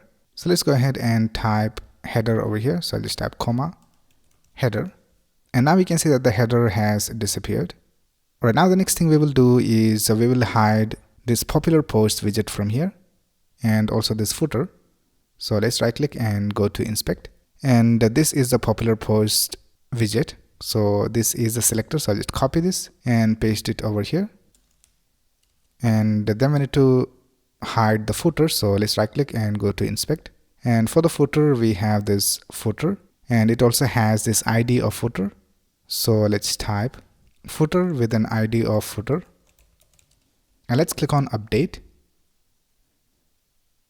And let's go back to our page and reload this page. And now we can see most of the things have disappeared. So now let's go ahead and remove this. So let's right click and go to inspect. And it is inside this division with the class of post share buttons. So let's copy this and let's paste it over here. And let's go back. And then we have this heading. So it is an S3 with a class of post title. So let's go ahead and type post title over here. And then we have this border over here. So let's see what is that. Here we can see we have the comments. So let's remove the comments. So we have this ID of comments. So let's type hash comments, and let's update this. And let's go back to our page and let's reload this page. Right now the next thing we will do is we will remove the max width property from here, because here we can see that it doesn't span the whole width of the screen. So let's right click and go to inspect. And first of all, in the article we have some padding, because we can see we have the green border over here. So it means that we have some padding. So we can see we have this padding of 30 and 40. So let's select this article, and it has this class of post outer container. So it is this one right here. So let's copy this selector, and let's go back, and here let's add the selector, and we need to remove the padding. So let's type padding 0, and the next thing we need to do is we need to remove this margin from this widget. So here we can see we have this margin bottom of 16. So let's remove that. Let's copy this selector, and let's paste it over here, and let's type margin 0, and let's update this, and let's go back and let's reload this page.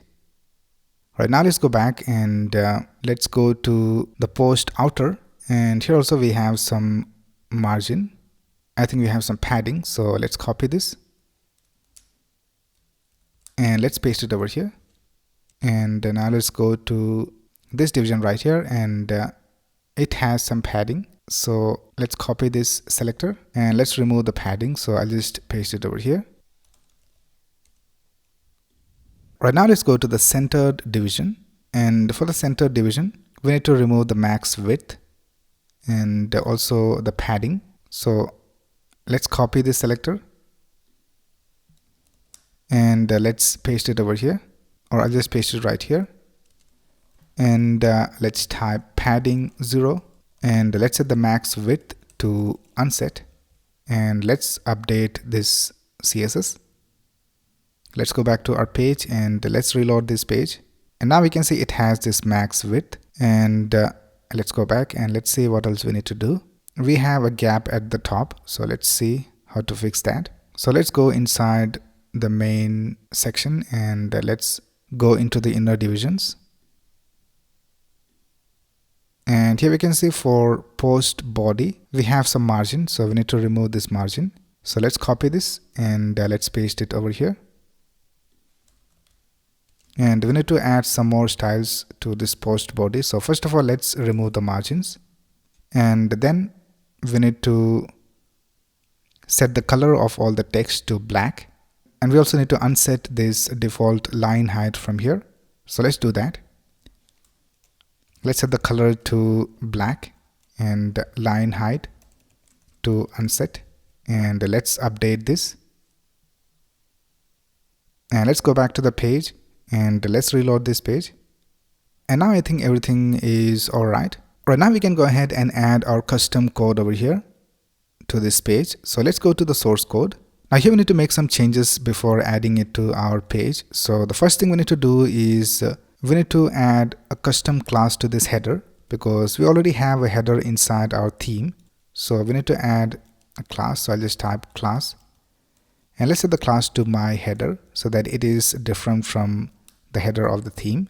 And the next thing we need to do is we need to change the class name of container, because in the Blogger theme we already have a class called container, so it will clash with the CSS of our custom design. So let's change the class name to something else. So we have the container over here, so I'll just select this, and in VS Code you can just press Command D or Control D to select all the instances of class container. So I'll just press Command D a couple more times. Now we can see all the class container have been selected. So now we can go ahead and use the right and left arrows over here and go to the start, and let's tap my container. So now if we save this, we can see that the changes are made over here for all these instances. And now we need to go over here to style.css file, and we need to change all the container to my container. So let's select this, and let's press Command D, and let's go to the start, and let's tap my hyphen container. Right now we can go ahead and copy this code to our page. So let's copy all this CSS from here, and let's paste it down here. So I'll just add a comment. I'll just tap end of theme CSS, and let's paste the CSS over here. And now let's go ahead and paste the HTML. So let's go back and let's go to the HTML file, and let's copy from this line of code till here. So let's copy this and let's paste it over here. And now we need to add the JavaScript. So let's create a script tag for that. And let's go back and let's go to the main.js file. Let's copy all this JavaScript from here, and let's paste it inside the script tag. Right now let's save this. And let's go back to our page and let's reload this page. And here we can see all these elements are displayed over here. The header of our design is not being displayed, so that's because we have set the display of the header to none. So here we can see header display is set to none, but we have already added a class called myHeader to our custom header. So here I just type myHeader or header.myHeader. So it will select the header with the class myHeader, and let's set the display to block. And let's click on update, and let's go back to the page and let's reload this page. And now we can see that the header is being displayed over here. And now the header is being displayed, but we have some problems in the styling. So the first thing is that we have this element of the theme displayed over here. So let's right click and go to inspect. Now here we can see that we have this division with the class of centered top placeholder. So it is this one right here. So we can just set the display to none over here for this. So let's copy this selector and let's paste it over here.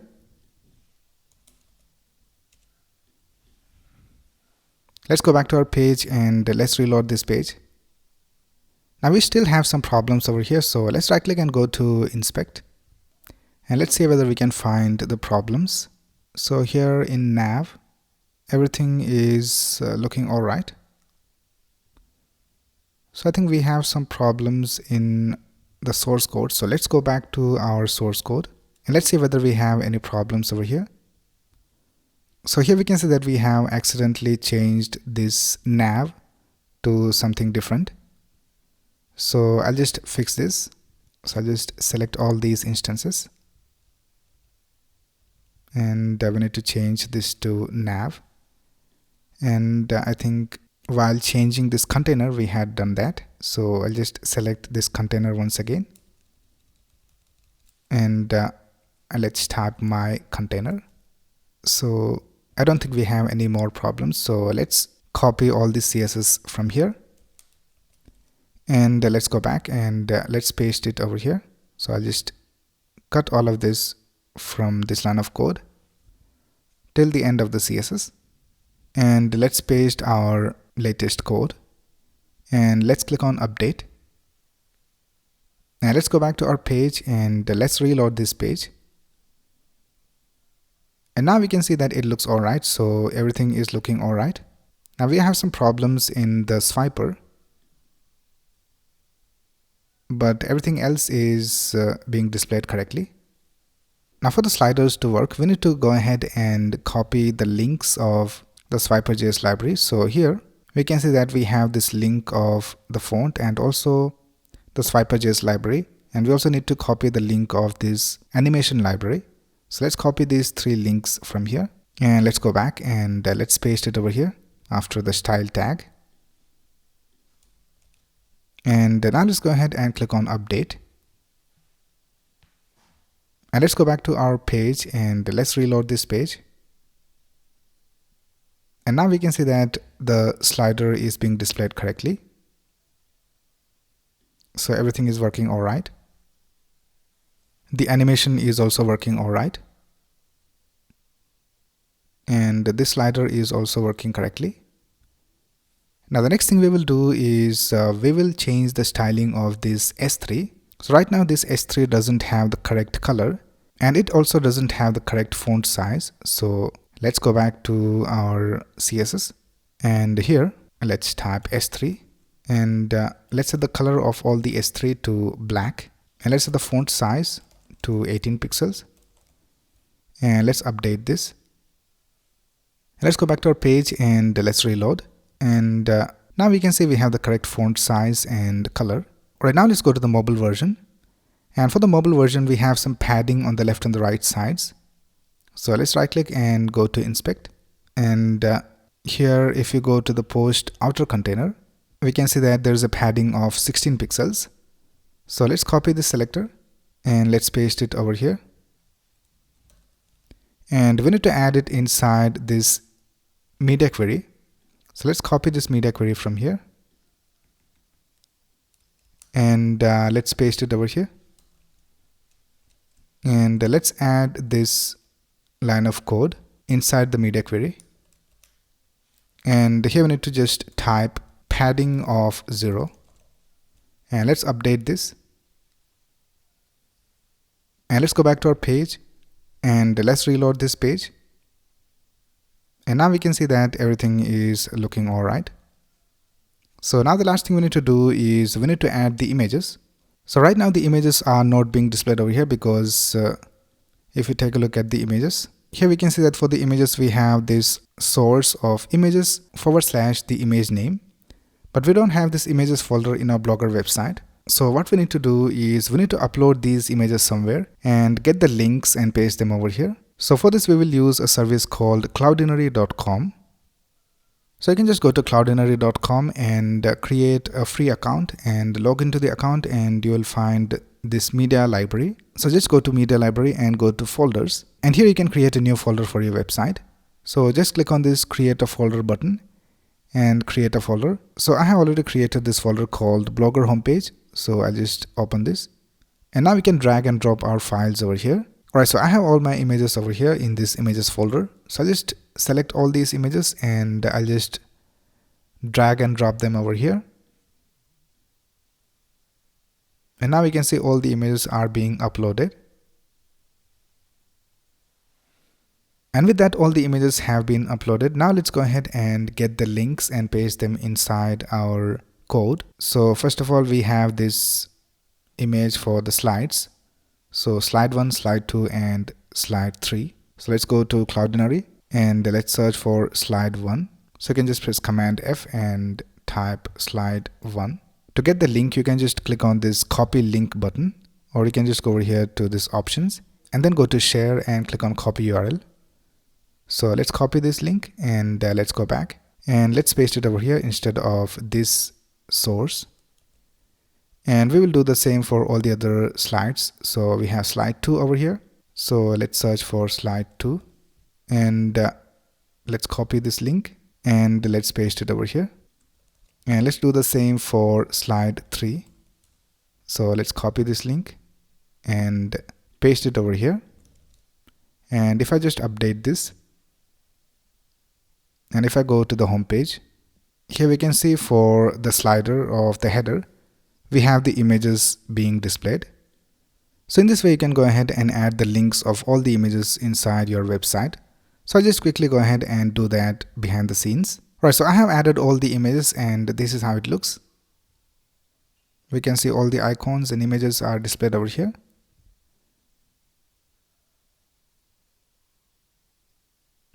And now let's take a look at the mobile version.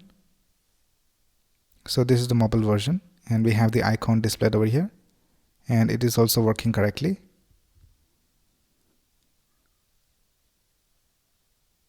And everything is being displayed correctly. So with that, we have completely changed the design of our Blogger homepage to a custom design.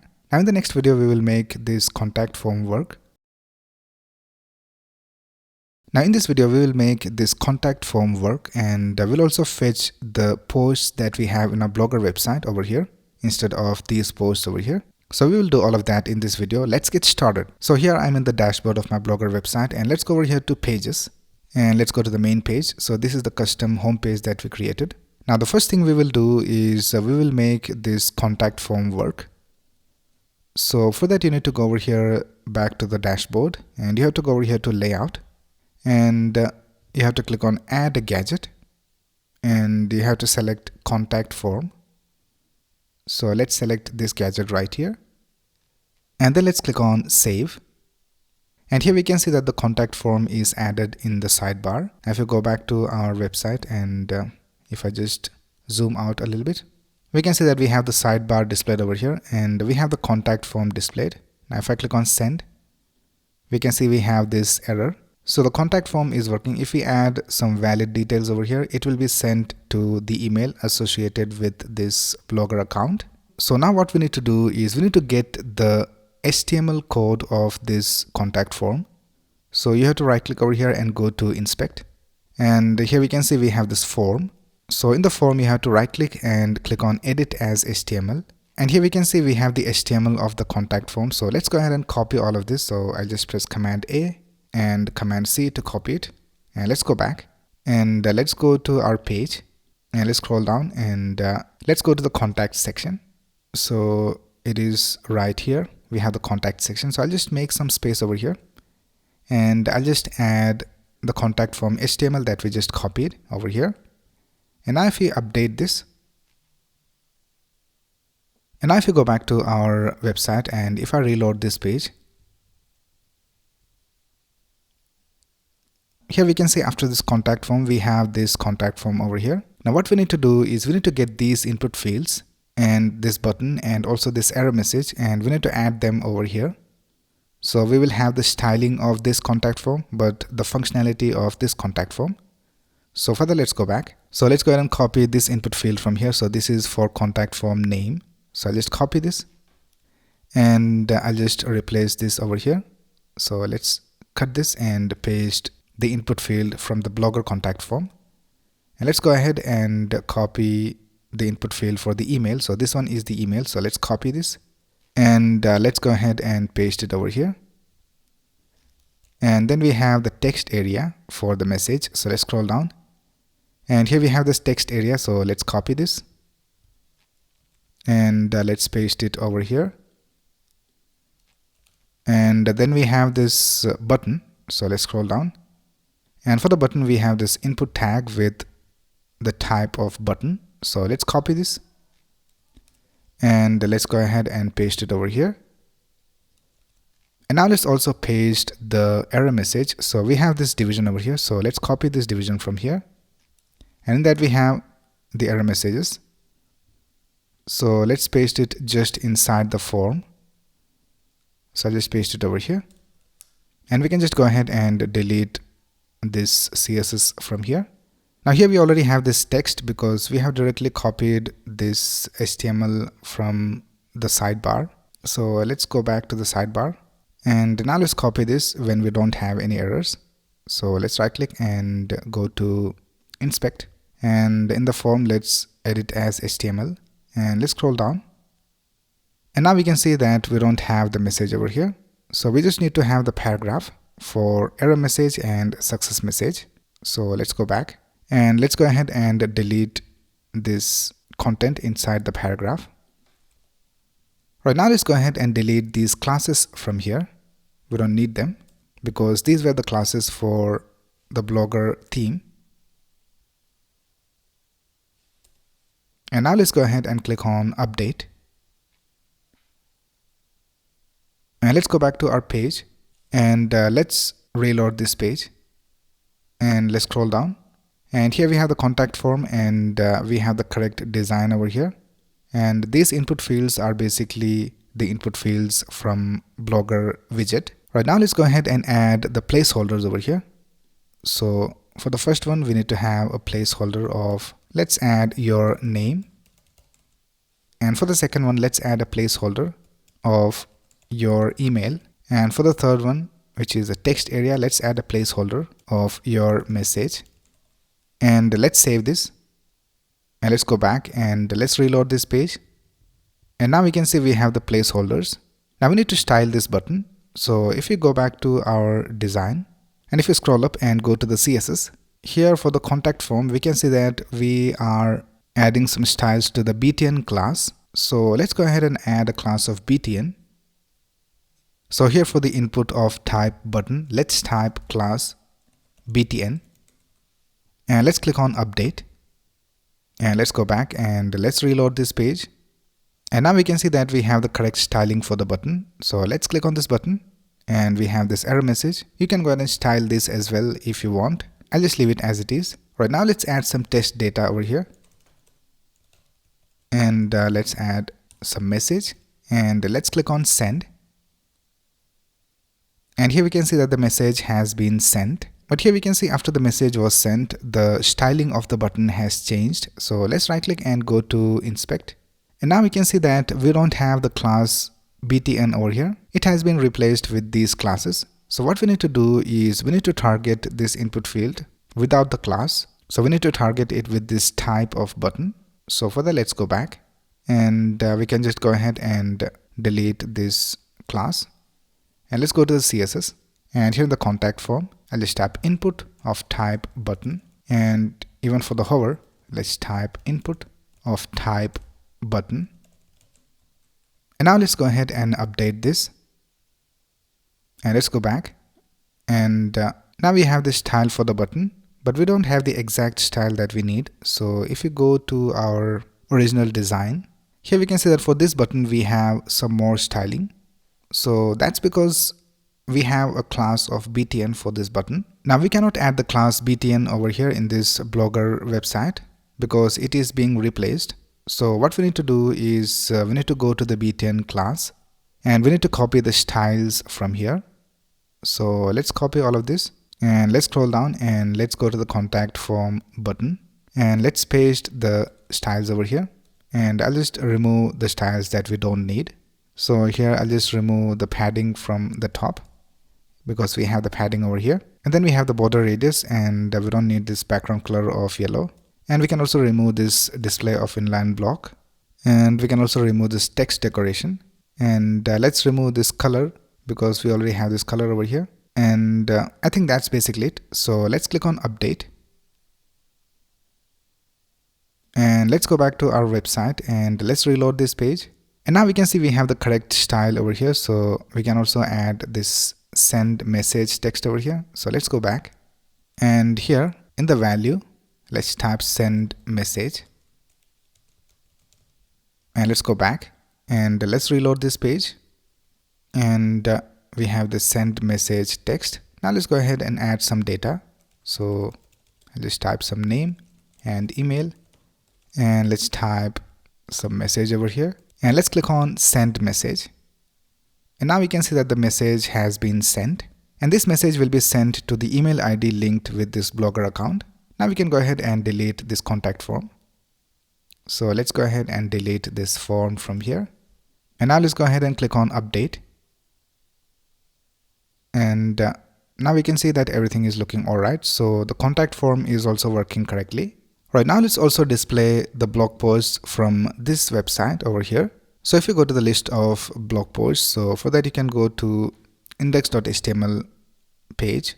I'll just go ahead and copy this link, and let's add the link to this blog navigation menu. So let's go back and let's go over here to the nav menu, and here for the blog, let's change this to the link, and let's do the same for this link over here, and let's click on update.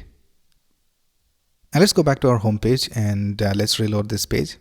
And now if you click on this blog, here we can see that the list of all the blog posts are displayed over here. Now we need to display these 3 latest posts over here in the home page. So let's go back to the home page, and here we will display the latest blog posts. So let's go back to our home page, and this is the blog section, and we have this container division with the class of cards container. And right now we are populating the blog posts with the JavaScript. So let's scroll down, and here we can see we have this array with the name blog data, and in that we have all the details of the blog posts. So let's scroll down, and here we have this function where we are creating the HTML of the blog content from this array. So now let's go ahead and fetch the details of the Blogger website.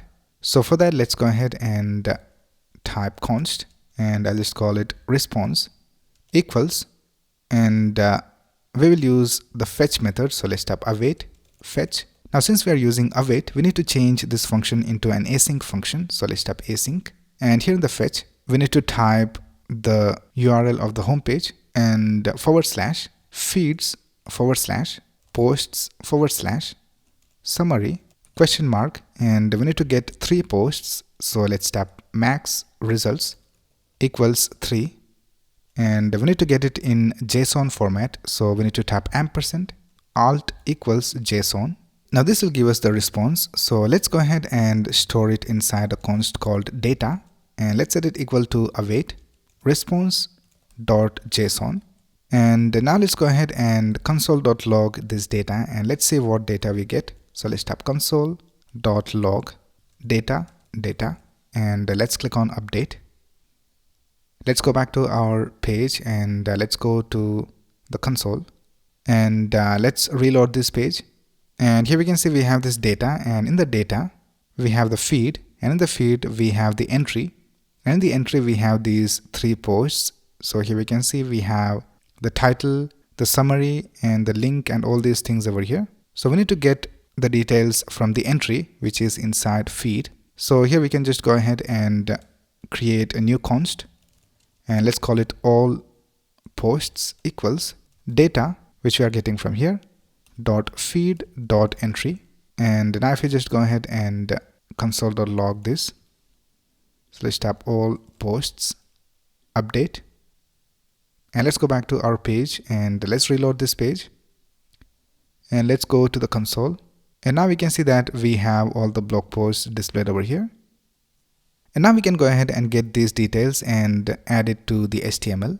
So the first thing we need to add is the thumbnail. So the thumbnail is inside this media $symbol thumbnail. So the first one doesn't have the thumbnail. So for the second one, we need to go into media $symbol thumbnail, and in that we have the URL. So this is basically the URL of the thumbnail. So let's go back to our code, and here instead of looping through the blog data, we'll just loop through this all posts. So let's go ahead and type all posts, and I'll just delete this console.log from here. And now we can go ahead and delete this blog data array. Alright, now let's go ahead and first of all, let's get the thumbnail. Now there can be situations where thumbnails are not available. So let's go ahead and store it inside a const, and I'll just call it thumbnail URL equals, And first of all, let's check whether we have the thumbnail. So let's tap B, because for each of the posts we are calling it B. So let's tap B dot, and in that we had media $symbol thumbnail, and let's tap question mark. So if we have the thumbnail, then let's go ahead and tap B dot media $symbol thumbnail dot URL. And if you don't have the thumbnail, so let's tap colon. We'll just pass an empty string. Alright, so let's go ahead and instead of b dot thumbnail, let's use this variable. So let's type thumbnail URL, and then we have the title. So let's see what is the title called. So I'll just go ahead and console.log it once again. Let's go back and reload this page. The title is called title $symbol T. So let's tap b.title.$T, and then for the summary we have summary $symbol T. So let's tap b.summary $symbol T. Then we have the link. So let's see how is the link being displayed over here. So for the link we have this link, and in that we have this rel of alternate, and in that we have the href. So this is basically the link. So we need to go into link, and we need to find the rel which has a value of alternate, and from that we need to get the href. So let's go back, and here let's tap b dot link dot find, and here let's tap link dot rel equals alternate. So we need to find the link with a rel of alternate, and if we have that, then let's tap dot href. Alright, now let's go ahead and click on update, and let's go back to our home page, and let's reload this page. And now we can see that the blog posts are displayed over here, but the thumbnails are not clear. So if we go back, and if we take a look at the link of the thumbnail, this is the thumbnail. So I'll just open this in a new tab. Now here we can see this is the thumbnail. So this is what we are getting when we access the JSON data.